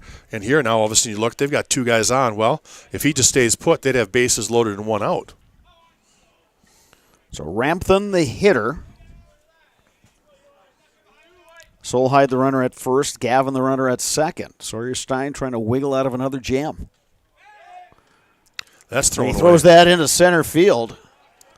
The lead runner will move to third. That's Gavin. So now runners at the corners. 2 down. That was a set play off that, the coach coming to visit. So they all came together, met, and said, we're going to run a timing play here. The shortstop will come in. When he leaves, count to 1 or 2. Then all of a sudden, wheel and throw, the second baseman will be there. So it's kind of one of those timing pickoff plays, just not quite run to perfection. Yeah, nobody was really at the bag, so Stein delivers upstairs. You wonder about the fatigue factor of Stein. Absolutely. As you pointed out, his longest stint on the mound has been just a couple innings.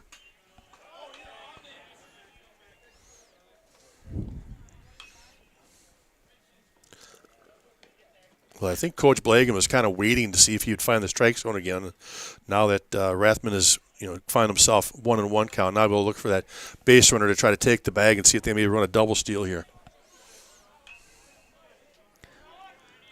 1 run already in here, 5th inning.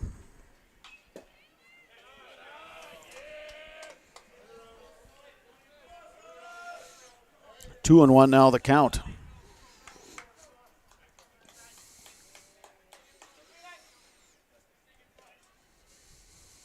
Runner goes. Throw will come back to Stein as they concede second base. Solheim moves up to second. Gavin remains at third. 3 and 1 now the count to Rampton. Now the count is full. Good pitch on the outer edge right there.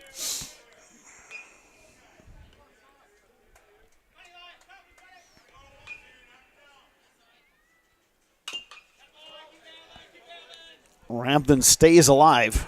Count remains 3-2 with 2 down and runners at second and third. Looks like the bullpen session is done for the Old Abes. They did have a player warming up out there. Swing and a miss. Stein works out of trouble and strands a pair. We move to the bottom of the 5th inning. Hudson has a 3-0 lead over Eau Claire Memorial with the Old Abes up to bat when we return on Zaleski Sports. Snow piles up quickly. Remove it just as quickly with Kubota subcompact and compact tractors. Our #1 selling tractors are built to take on winter with front and rear mount snow blowers, blades, and rotary sweepers. Get select Kubota subcompact or compact tractors for 0 down, 0% APR for up to 60 months and save $1,000. See your local Kubota dealer today. Your local Kubota dealer is Chili Implement, located 1 mile north of Highway 10 in Chili. You know better when you see it. All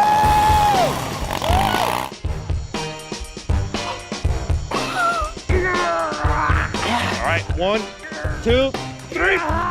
But sometimes it's a little harder to tell what better looks like, and you could use a little help. Thanks, Mom. Security Health Plan. Everything you need in a health plan. Everything you'd expect from a good neighbor. Eau Claire Memorial looking to get something going here. Bottom half of the 5th inning, they've been held to just 1 hit by the right-hander Jake Busson. Yeah, Busson's faced the minimum through 4, as after that single, they threw the guy out at second trying to steal. So Sawyer Stein comes up to bat for the second time. He's got the Abe's lone hit. He exited for a courtesy runner, and that courtesy runner was thrown out trying to steal. That one just nicks the outside corner. It's 0-1.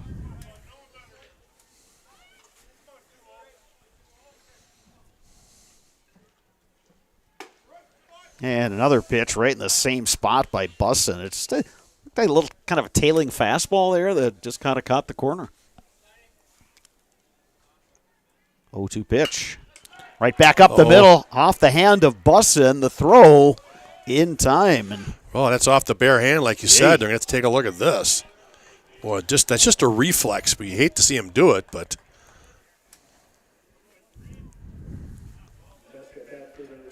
Coaching staff taking a close look, and Busson is chatting with catcher Hunter Carlson. And yeah, Blues letting him to come out. Brent Blagan come look. Yeah, come absolutely. out and make sure take he's a look okay, at that thing. I think it's probably going to leave somewhat of a mark there. Busson appears to be smiling about it. Yeah, he's shaking it off, shaking hands with the catcher. Hands with the catcher. Yeah. That's good enough for the head coach. That's great. Yeah. That used to be as a coach, you used to yell at your pitcher, hey, you got to charge that one. It's a line shot right back at you. Oh, yeah, Busson looks no worse for wear. Yeah. And maybe the cold weather is better on his hand's already numb. Like that. Right? Yeah, his hand's already numb and might be feeling it on the bus ride back to Hudson. He'll be feeling it sometime, yeah. Roman Trapani steps in and takes a strike from Busson. Trapani struck out looking back in the second.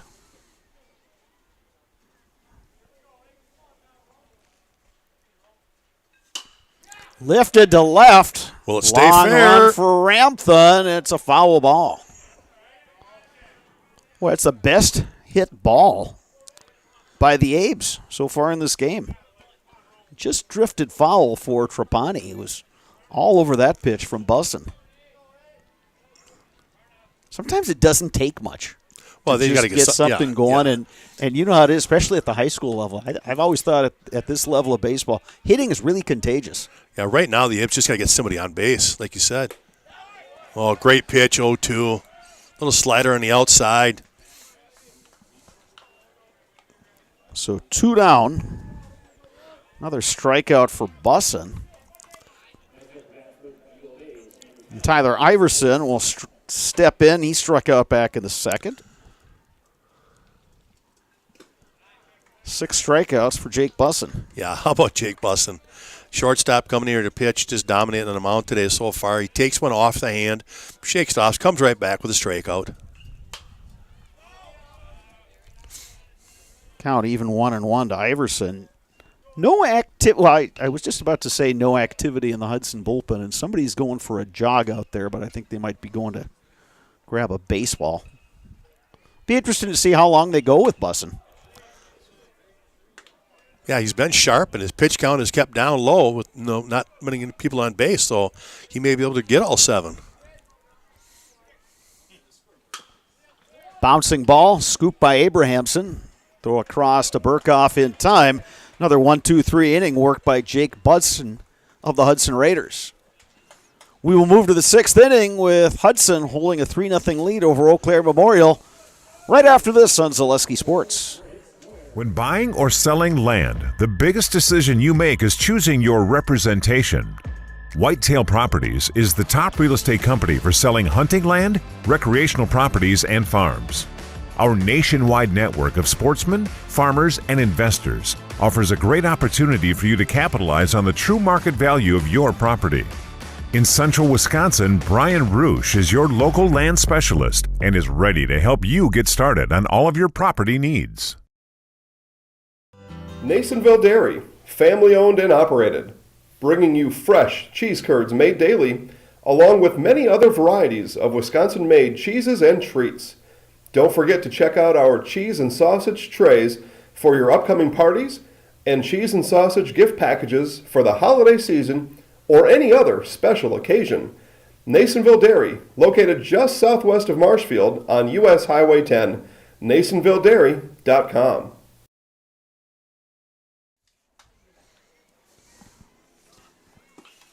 Sawyer Stein's day is done on the mound for Eau Claire Memorial, and even though he gave up 9 hits, he worked out of numerous jams and gave his team a chance.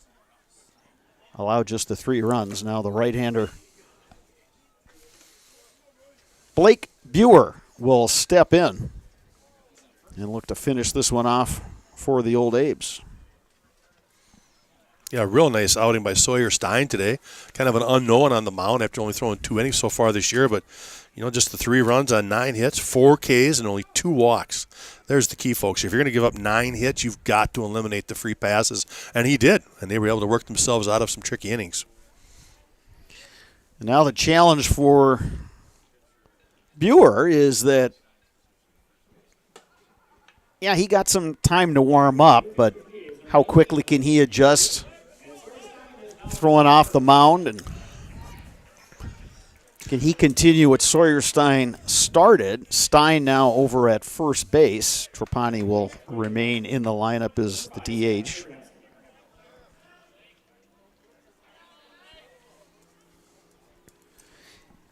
And bottom of the order, number 9 hitter for Hudson is Sam Abrahamson.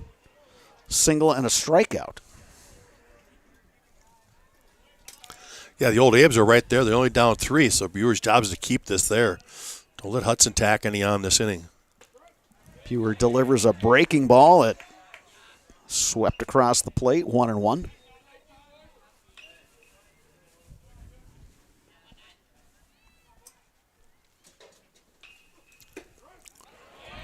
A little grunt from the pitcher out there, and he reared back and threw a fastball that Abrahamson took, and Buer is ahead in the count, 1-2.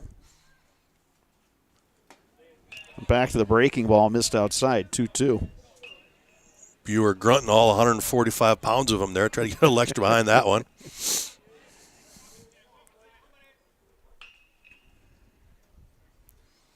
Swing and a miss. So the sophomore comes in and strikes out Sam Abrahamson to start the 6th inning, and that'll bring up the top of the order in Peyton Lawrence. Yeah, a real good start there. That's big. Get your first guy into your belt and get him out, and now you can settle in and really pitch. Lawrence 0 for 3 officially. Takes a strike. Yeah, I actually got him 1 for 3 there, Brad. He had that hit to the left. Did I have? Okay, I had him as a fielder's choice in the second, but again, my scorebook is extremely unofficial. 1-1 now the count on Lawrence.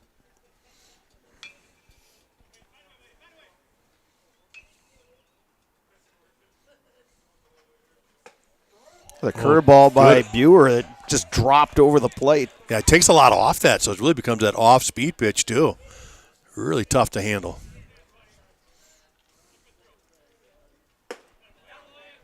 Try to get Lawrence to chase.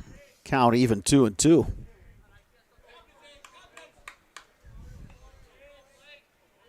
See if he comes back with that slow bender again. Nope, went fastball and right by him. Recorded a second strikeout. Wow. I think the Abes have found something on the mound. First with Sawyer Stein, now with Blake Buer. Yeah, Buer just a sophomore, so he's stepping up, doing a nice job. And Sparks, you know how it is. You coached here a long time, and programs like both Eau Claire North and Eau Claire Memorial, you've got a lot of guys in the program, and boy, you got to be really special to break into the lineup if you're a sophomore or a freshman. It's happened over time, but it's not the norm. And this is one of those years where a couple of these young guys are going to have a chance. Yeah, absolutely. They're looking for that extra help from the young kids, and so if they get that shot, they got to take advantage of it, and that's what Buer's trying to do here. Yeah, and if you can find some pitching depth and get some guys to round things out, it just puts you in good shape, once the postseason rolls around. Buer went with that slow curve, tantalizing, but just didn't come back enough. Let that one just right off the outside corner. Did you like the approach from Buer? Yeah, how about that? A little 2-0 curveball. Yeah, went with a fastball, and it's a 4-pitch walk. So 2 strikeouts followed by a walk. And now Landon Zulli will step in. And Zulli is 1 for 3. singled and scored in the 5th. But he's put the ball in play. Well, we're going to have a courtesy runner over there at. Yeah, for Carlson, the catcher. Carlson. Get his gear on, yep. It's Nick Hirsch again, who was Hirsch courtesy number 4, runner yep. earlier when Carlson reached. Zuli the hitter.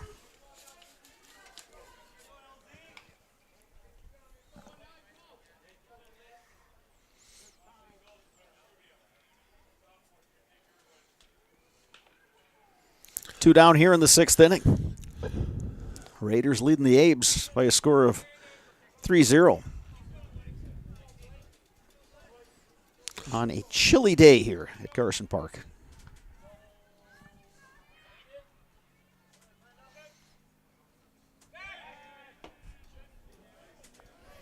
We're just watching Buer, and he seems like he's got a good idea out there. You know, his form looks good. His pickoff throw looks good. It looks, obviously he has pitched before, just not at this level. Yeah, he looks very confident up there. You would not even really think that he was just a sophomore in this situation, but very positive, very, very solid on the mound right now, looking well.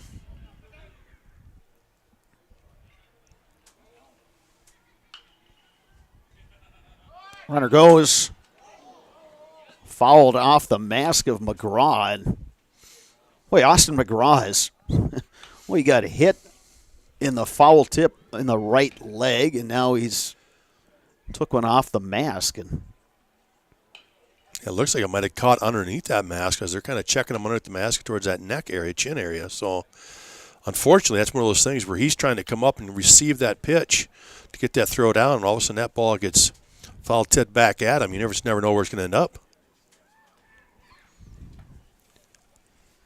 Get one of the Memorial trainers out there to take a look. Boy, they do a nice job there. Oh, yeah. Those trainers at Memorial are a tremendous job from I do believe that's Marshfield Clinic that supplies them.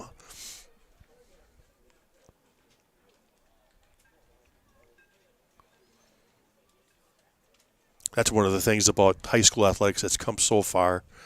Back in the day, it was which coach knew the most about first aid, and they did everything. Oh, right, yeah. You're trying to tape ankles and ice things and see what hurts, and now you've actually got the pros, you got experts that have gone to school for all this stuff, have great expertise in their field, and fortunately you can turn to them, get that great care they need.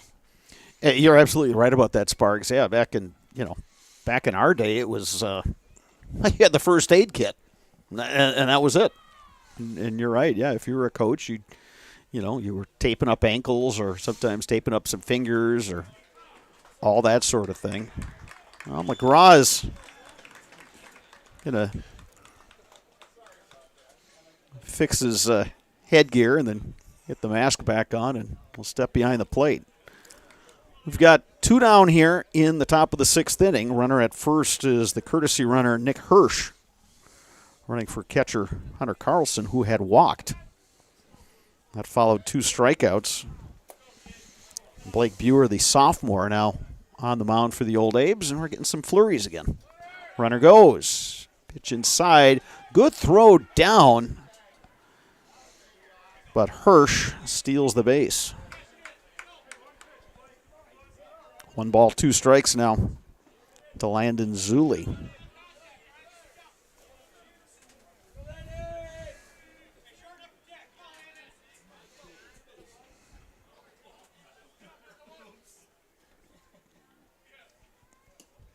And that one skips past the catcher, McGraw. Hirsch will move over to third. Boy, the conditions being what they've been today, that's the first wild pitch we've seen. And I think you're right. I don't think the snow helps when it's all of a sudden coming down now. Mm-hmm. 2 balls, 2 strikes, 2 outs. Blake Buer trying to work a scoreless inning, and his teammates come up to bat in a 3-0 game. Fastball misses inside, and Zuli has worked the count full. There are 2 teams in our next game are warming up out on the football field. Eau Claire North and Menominee. 3-2 pitch. Up and in. Zuli works a walk. So after getting the first two batters on strikes, Buer has walked a pair, and Jake Busson, cleanup hitter, comes to bat. So a big spot in this game. Raiders already leading 3-0. Runners at the corners. Yeah, Blake Buer looking sharp, gets the, like you said, get the first two to strike out, and now all of a sudden he finds himself in a bit of a jam after a couple of walks. Stein now holding Zuli over at first. Lifted in the air by Busson. That might hang Stein can't make the play. Well, he went and found the rail of the dugout, and then that ball just kind of peeled back on him. And between the wind and the spin off the ball, it's a tough play. Yeah, that is a tough play for a first baseman. Like you said, he's got to go find that fence first because he couldn't quite tell if they're going to end in the dugout or it's going to end up on the field. So he did it first. He went and found the dugout, but it just came back over his head. And that being the visiting dugout, he is getting absolutely no help from any of the Raiders. Yeah, if that's over quiet on the other side, Oh, your team is telling you exactly how much room you have. Runner stays put. Buehler delivers high to Busson, count even 1-1.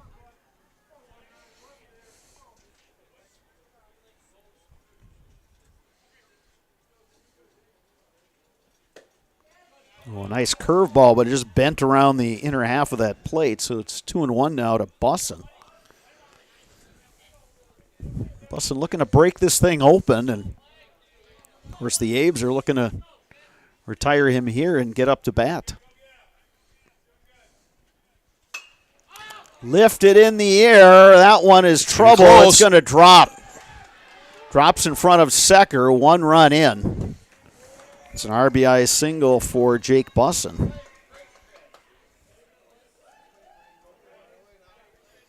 Nick Hirsch, the courtesy runner, scores to make it 4-0 Hudson. Landon Zuli able to make it over to third. And that's the advantage. Well, one, you get somebody like Zuli who's got wheels, but he's got the play basically going on. He's got a good look at that, so he can see that that's going to drop. So he didn't hesitate at all rounding second base. So now Braden Bezanson will step in. Bezanson hit an RBI sac fly to score a run in the fifth. 0 for 2 officially. You know, here again late, he's got 2 outs, nobody on. He goes back-to-back walks, and sure enough, a little seeing eye single, and they get a run off just 1 hit this inning. Just amazing how those walks can come back to hurt you so much. Lifted in the air to left. Gerber, Another long run. Makes the catch. Nice Good running wheels. catch by Gavin Gerber. Abe's limit the damage to just 1 run, but the score now reads Hudson 4, Eau Claire Memorial 0. We move to the bottom of the 6th after this on Zaleski Sports. Culligan Water delivers. From your first call, to your first sip, to your first soak. Culligan, give us a tap. The only water that comes with a van.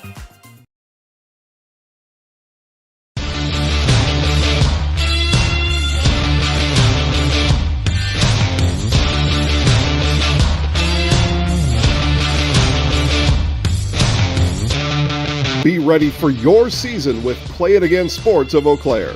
Play It Again Sports is just down the road, south of the 5393 intersection in Eau Claire. Just tell them you saw this commercial on Zaleski Sports and get $5 off any $50 order and $10 when you spend $100. Play It Again Sports, buy, sell, trade, and be ready for your season.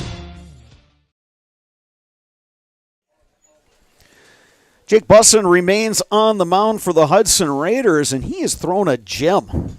Just 1 hit allowed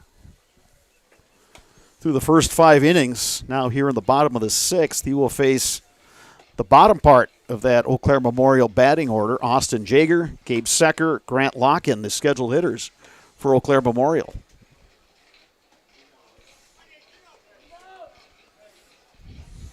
Yeah, again, he's just faced the minimum. So Jake Busson has really pitched a nice game today.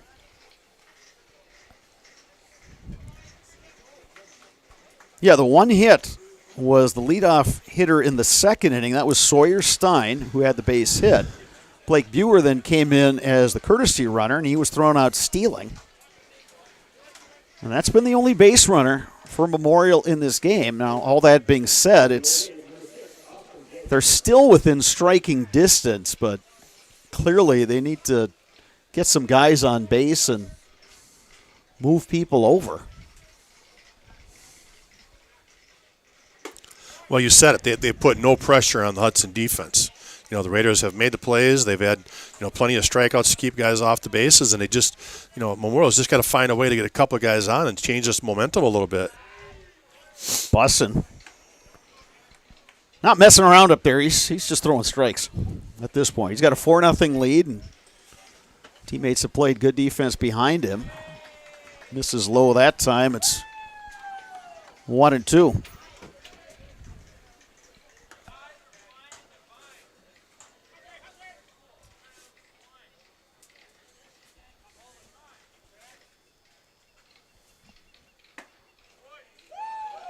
That one missed just a bit low. 2-2 now to Jaeger.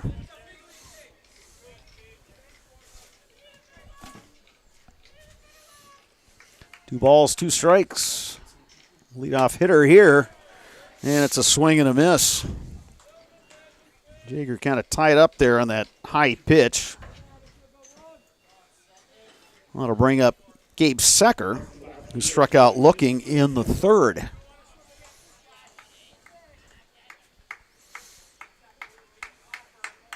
Seven strikeouts now for Jake Bussin. And he continues just to attack the batters, getting ahead in the count.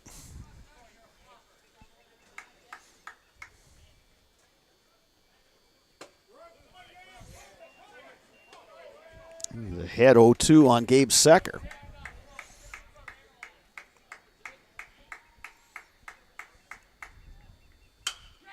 Line to center field. Lawrence has a beat on it, and he makes the catch. Good contact by Gabe Secker. But it's a fly ball out. And now it's up to Grant Locken. Locken made contact when he batted in the third inning, but flew out to left field.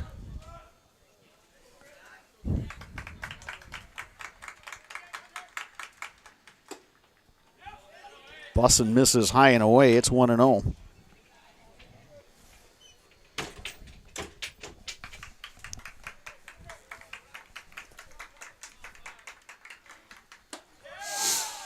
Now 2-0. Well, anyway, right? You got to get a guy on, then get to the top of the order. Even with two outs, try to start a rally here. Bussin's not been behind on the count much today, that's for sure. That one hit him. So a hit by pitch, and the Abes, for just the second time this game, have a base runner. And back to the top of the order, and Mason Stoik, who's 0 for 2, struck out looking in the first, or swinging in the first, looking in the fourth.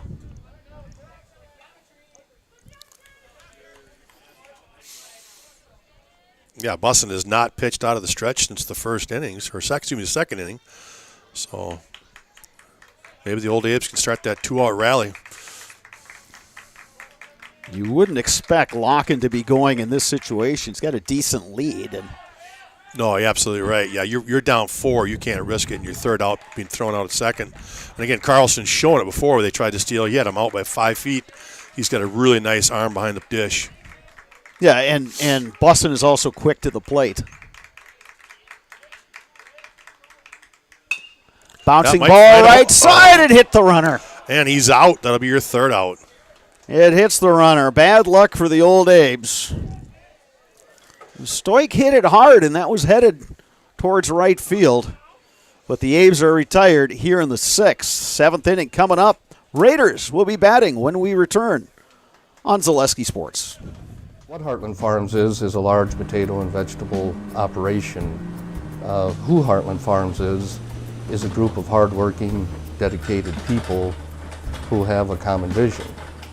Heartland Farms is an accumulation of individuals who came from family farm backgrounds, grew up on family farms, and now have come together as one larger team to own and manage a much larger farm enterprise.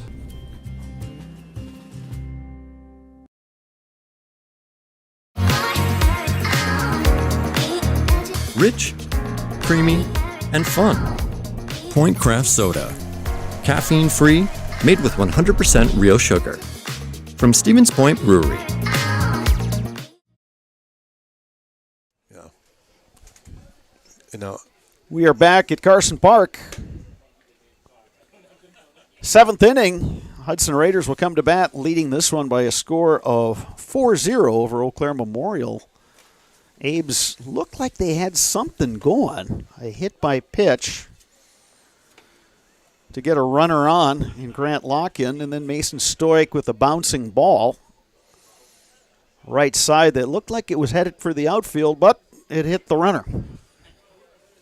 So the Abes, again, you go back to Bussin, he's faced 1 over the minimum through 6. And he's not even their number 1 pitcher, Sparks. Yeah, no, their number 1 had a great game on Tuesday, just getting up the 1 run. And, here again, Bustin's come in and done an outstanding job. Just works so fast and really just pounds the strike zone. That hit by a pitch was the only guy that he's allowed on. He's not allowed to walk, so in 1 single is it. Yeah, Ben Burkhoff, the left-hander for Hudson, kept the Apes to just 1 run on Tuesday, and now Bussin follows that up with a stellar performance. Buer delivering ball 1, and now ball 2 to he's got the big Wyatt bender. Gavin. He's got a lot of he does. A lot of break to that one. He's got hitters bailing a little bit on it, but he's just got to get a little bit more over the dish. Gavin is now 4 for 4.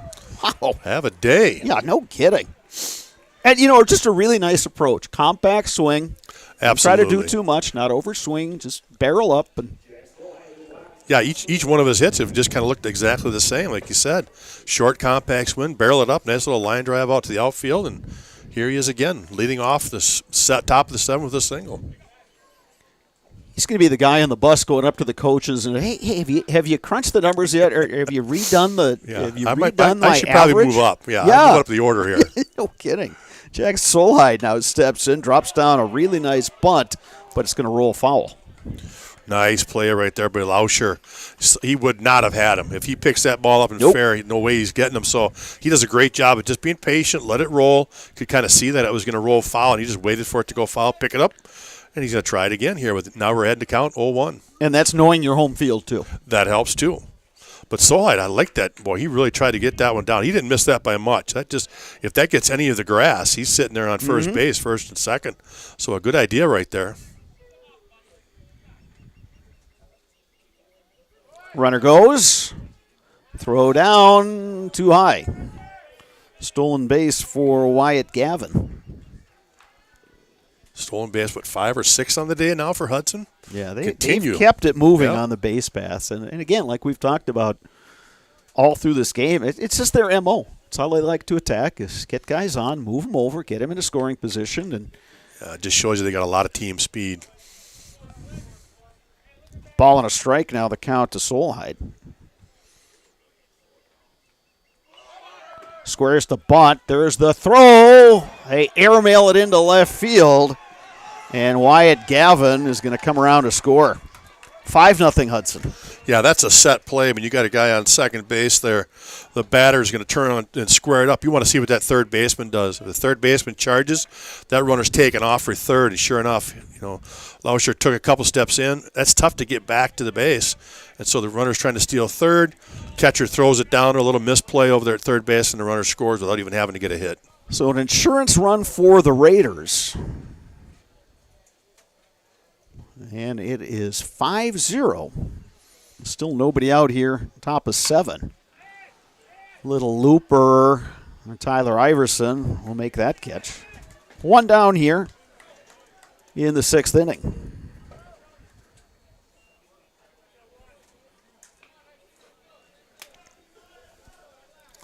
So Eli Rampton will step in for the Raiders. Reached on an error and scored in the first. Walked, stole a base in the 4th. and struck out swinging in the 5th. Ahead in the count, 1-0.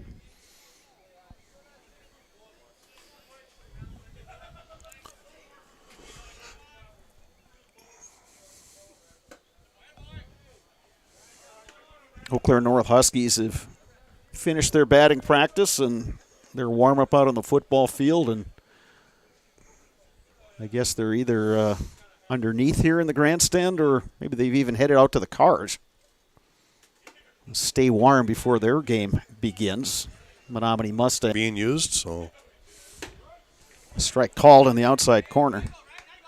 How would you do that, Sparks, when you were playing the second game of a doubleheader, and when would you want to get your guys up here, and kind of what would you want to have them doing before their game?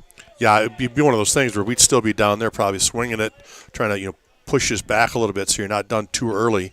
But we are in the 7th, and I know Menominee needs to have their opportunity to cage us. So you definitely want to finish late as possible. Come back here now, let the guys bundle up, and then know that we're going to be starting here probably in about 20, 25 minutes. So it's all a timing thing. Yeah, Sam Abrahamson will step in. He singled in the 2nd, struck out twice, including in the 6th against Blake Buer. I'd imagine you're telling the guys to stretch on a game stay like loose. Today. Yeah, absolutely. That's really important. Bundle up, stay loose, today. keep moving. And again, they'll have a chance again once they get on the field when the dugout's clear to get back out here and start running around and playing catch. So they'll get warmed up again. Quick throw by Buer. Rampton back in safely. 1 down here in the 6th inning. 1 run across this frame for the Raiders.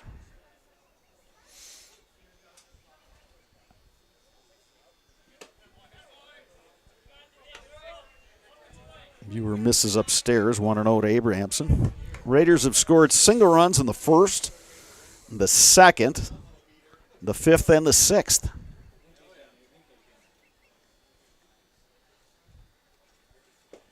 Ooh, good off-speed pitch from Buer, and Abrahamson right over the top of that one. 1-1 the count.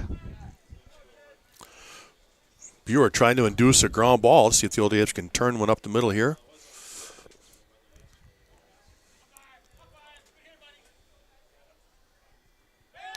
Oh, they got him picked off. Throw by Stein. Now they get the guy at first base as the pitcher Buer went over there. So well executed by the Old Apes. Well done. I'm going to say, what do we got there? So 1, 3, 4, 1. 1, yes. Okay. Nice job. Well, every once in a while.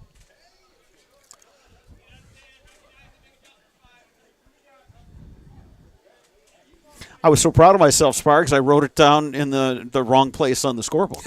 So there we go. Details. Yeah, and it's my scorebook, so I guess I can interpret these hieroglyphics that I've written down here. 2-1 the count to Sam Abrahamson. Well, however this one ends up, I think Kyle Kaufman of the Abes, the head coach, will look at the positives and say, "Hey, I think we bolstered our pitching staff today. I think we found something with Sawyer Stein, and that he's going to be able to give us innings. And now with Buer getting some work at the varsity level and looking pretty good out there." Well, and they've actually done some things defensively to get themselves out of innings, where there be those rundowns and hitting their cutoffs and things like that. So defensively, they've looked sharp in those situations. Now, again, you look out there and see 5 errors by the Old Abs. They got to clean those up. But, you're right. You try to take some of the positives out of this,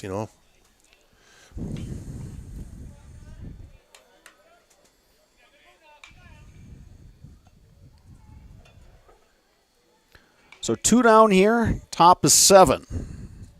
Peyton Lawrence, the batter for the Raiders. Runner on the move. Good throw. But Abrahamson beats the tag. Yeah, good job of reading that one down. He could see the flight of the ball was down, hit the dirt, and when he saw that one skip, he had a good jump and took it. It would have taken just an absolute perfect throw on the bag to get him. So, again, Hudson looking to take advantage of those things and take an extra base when they can get it. Lawrence looking for his first hit of the day. Did reach on a fielder's choice in the second, but 0 for 4.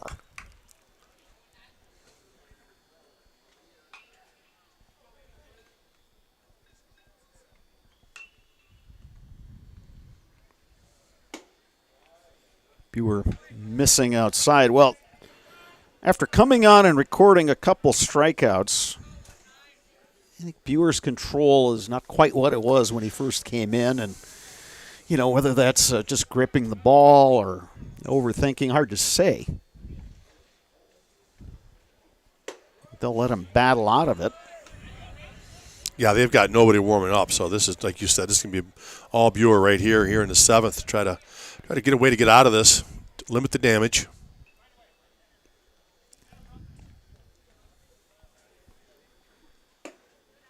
That one misses high. A walk puts Peyton Lawrence at first base, so it's first and second, 2 down. Now Kyle Kaufman is going to take a walk out there and talk with his sophomore pitcher, with Hunter Carlson coming up for the Hudson Raiders.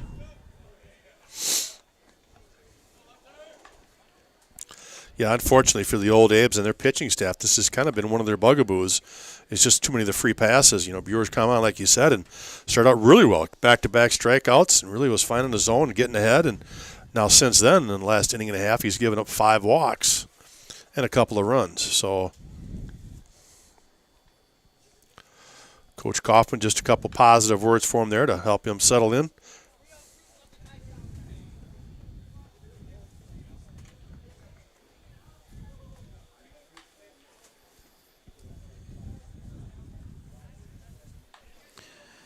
So Hunter Carlson singled and scored in the first.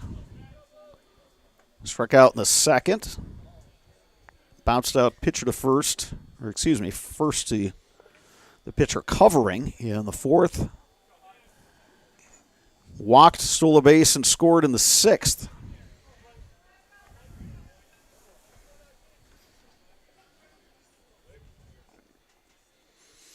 Abes will play behind the runner at first, trailing 5-0 here in the seventh. Lifted and foul territory. That should stay long in. Run. Lauscher makes the nice grab. Raiders are retired in their half of the seventh, but they do pick up another run. Last at bats coming for the old Abes. They trail 5-0 on Zaleski Sports. You know better when you see it.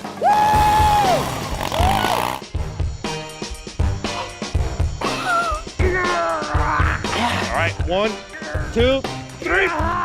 But sometimes it's a little harder to tell what better looks like, and you could use a little help.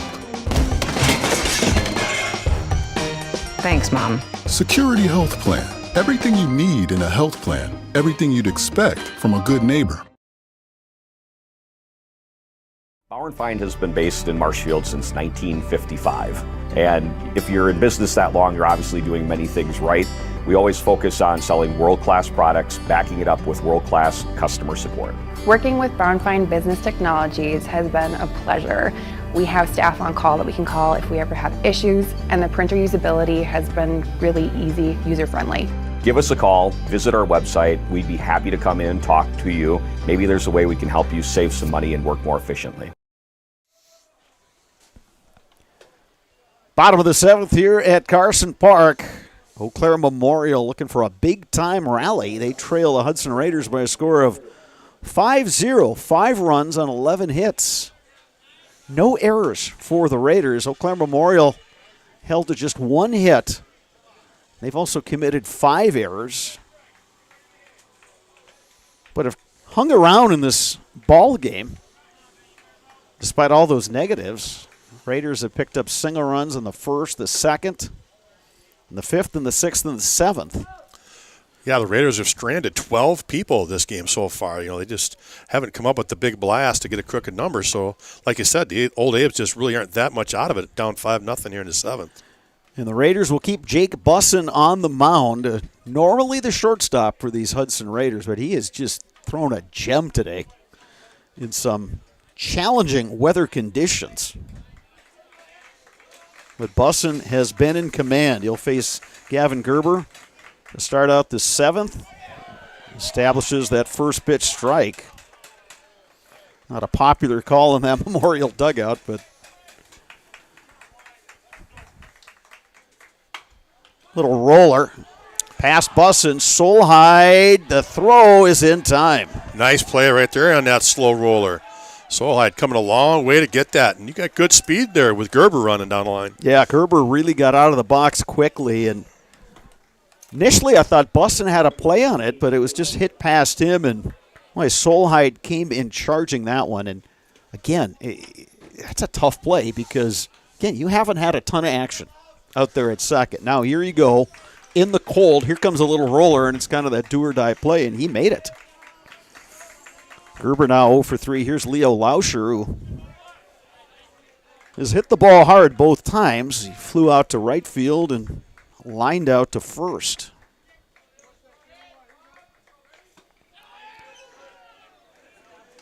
He's in an 0-2 hole.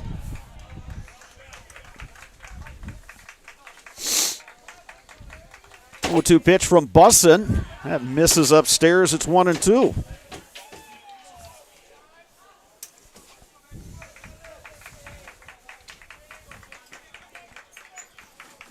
One down here in the 7th. Ooh, close one, but Lauscher took that one just inside.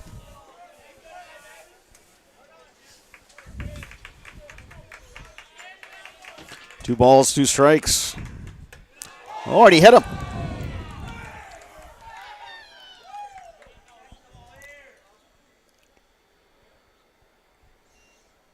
Umpire is going to want the trainer to take a look at Lauscher. Lauscher says, I'm fine. And so now Kyle Kaufman will come over. And, yeah, they just want to take the precautions. And yeah, take a look at it. You just want to make sure you talk to him before he runs down there. So giving him how many fingers thing, that'll routine. How many fingers am I showing? If he's within one, that's close enough for Lauscher, Yeah, and again, with what we know now, Sparks, and you touched on it earlier about having medical professionals and trainers here, in the facility, in what we know about concussions, it's just not something you want to mess around with. No, yeah, absolutely. And why rush? Exactly. Let's get him checked out before he runs down there real quick. And the inclination with just about any player is going to be, I'm fine. Yeah, absolutely. I'll stay in there, but.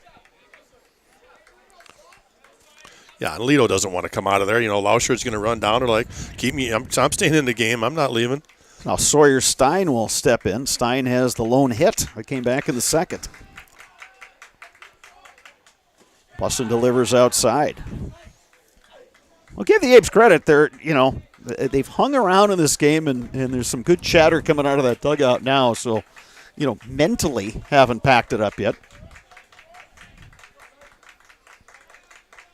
Yeah, they're trying to start that one-out rally.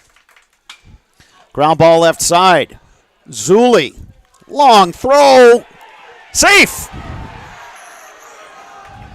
Yeah, and I think that's the right call from here, from what I saw, too. Deep in the hole, a great play, a long throw. But I think Stein beat that out. So yeah, I would agree with you. That heck of a play by Zuli because he's way in the hole. And that Abrahamson, the third baseman, made a play at it, and Zuli made the backhand stab and planted and threw and bang, bang play. But Stein in safely. His second hit, both of them off the bat of Sawyer Stein. So now.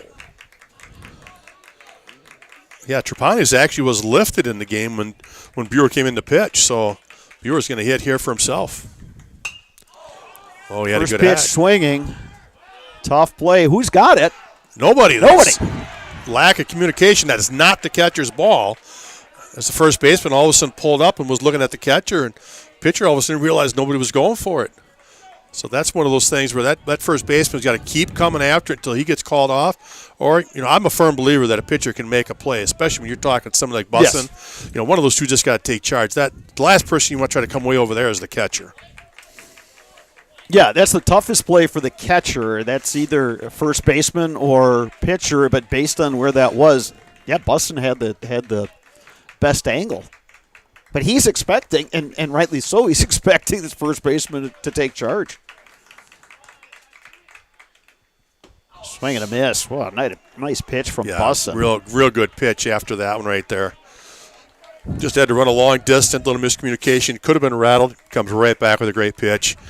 Now he's sitting up 0-2.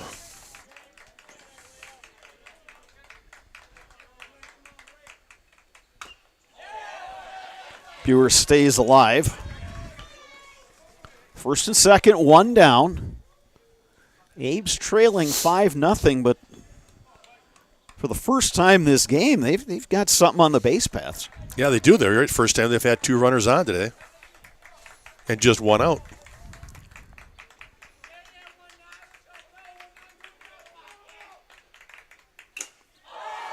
Buer still hanging tough. I tell you, he looked good on the mound, and he looks good at the plate, too. It's just a good approach. Yeah, that's a real good swing. He's sitting there with 2 strikes on him, so he's battling there. It's the first time Boston's been in any kind of trouble this game. He's got all the way to the 7th here and been smooth sailing. Now he's actually got to work a little bit. Hasn't been really challenged.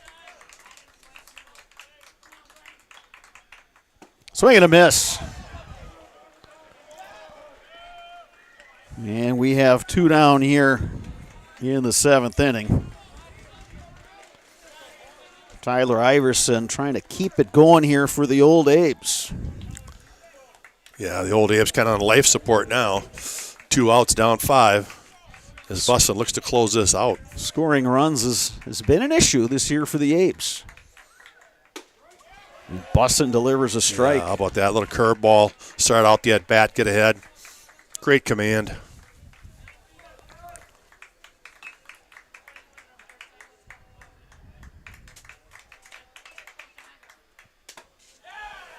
That breaking ball misses outside. 1-1 now to Iverson.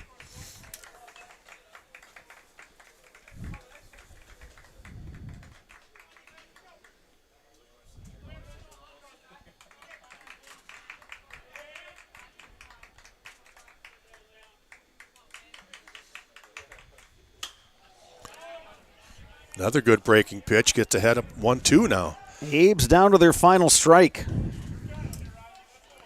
Trailing 5-0 here in the bottom of the 7th, and a 1-2 count on Tyler Iverson.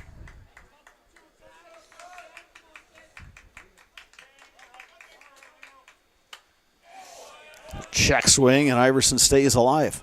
Yeah, good fastball in on the hands, tied him up. Iverson did everything he could just to fight that one off.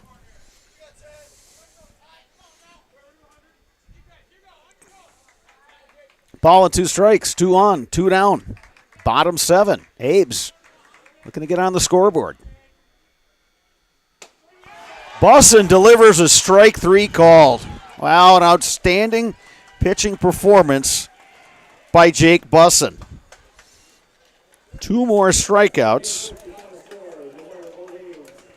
Got him for 9 strikeouts in the game. Throwing a complete game 2-hitter.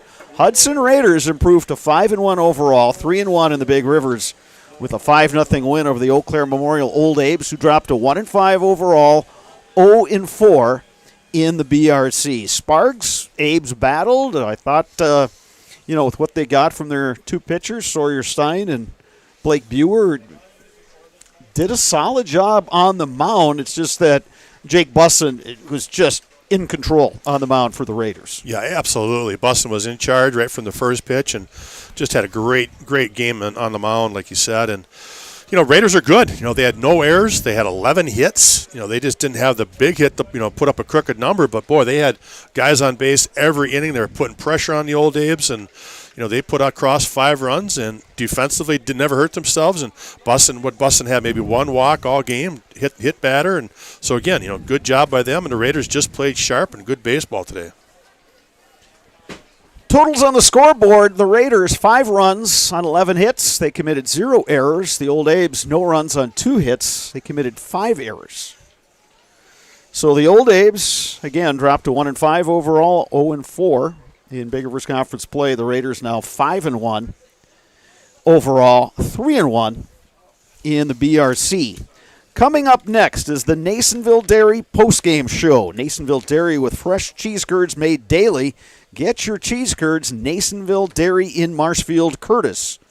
Or online, NasonvilleDairy.com. That post-game show coming up right after this on Zaleski Sports.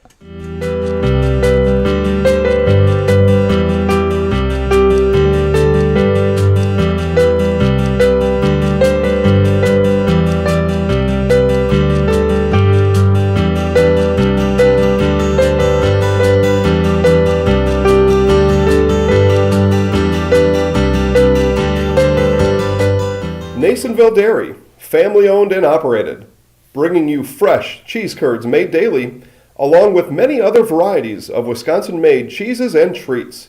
Don't forget to check out our cheese and sausage trays for your upcoming parties and cheese and sausage gift packages for the holiday season or any other special occasion. Nasonville Dairy, located just southwest of Marshfield on US Highway 10, NasonvilleDairy.com. All right, so we're here with Kim Hyman. Kim, Nasonville Dairy, 125 years in the making. Tell us about that. You know, it's fantastic. It was the first plant built in Wood County back in 1885. Sal Nason and his family came here, and they started a small dairy plant. Eventually that plant burnt down, but then they rebuilt onto this same facility, and our family moved here in the late 60s in 1968 and took it over from there, and it's been just a fantastic growth. Great community, great people we have working for us. Oh, it's an open market. It's huge. You know, the opportunity for the diversity in the cheese industry is fantastic, and you have to be that way in order to sell a lot of product. And so we've got a great group of people working on the research and development side for us. So it's been really fortunate for us. Oh, right. We have 185 farm families that market their milk through us here at Nasonville Dairy. And we are so lucky we have like the best dairy farms in not only in central Wisconsin, but in the United States, marketing milk through us. So we're just really fortunate on that side. Actually, we started in 1968. Our father brought us here from another cheese plant in Wisconsin. We had come from the cheese business. We've always been in the business. We had moved around the state in different parts. He brought us here about that time. The plant ran 7,500 pounds of milk at that time, and now runs about 1.5 million a day. So.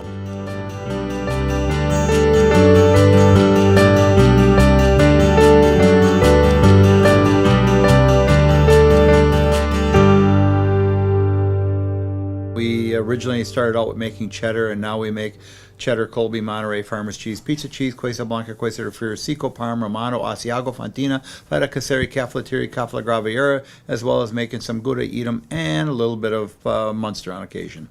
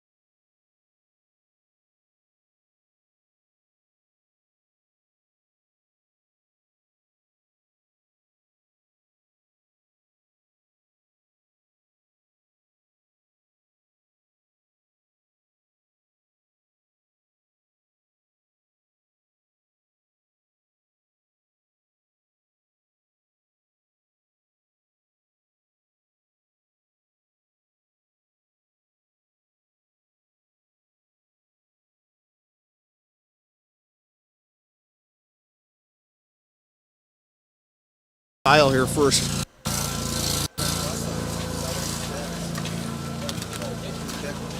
Can I get a word with you for our post-game show? Yeah, absolutely, Bob. Now, especially now that the siren is done. Let's see if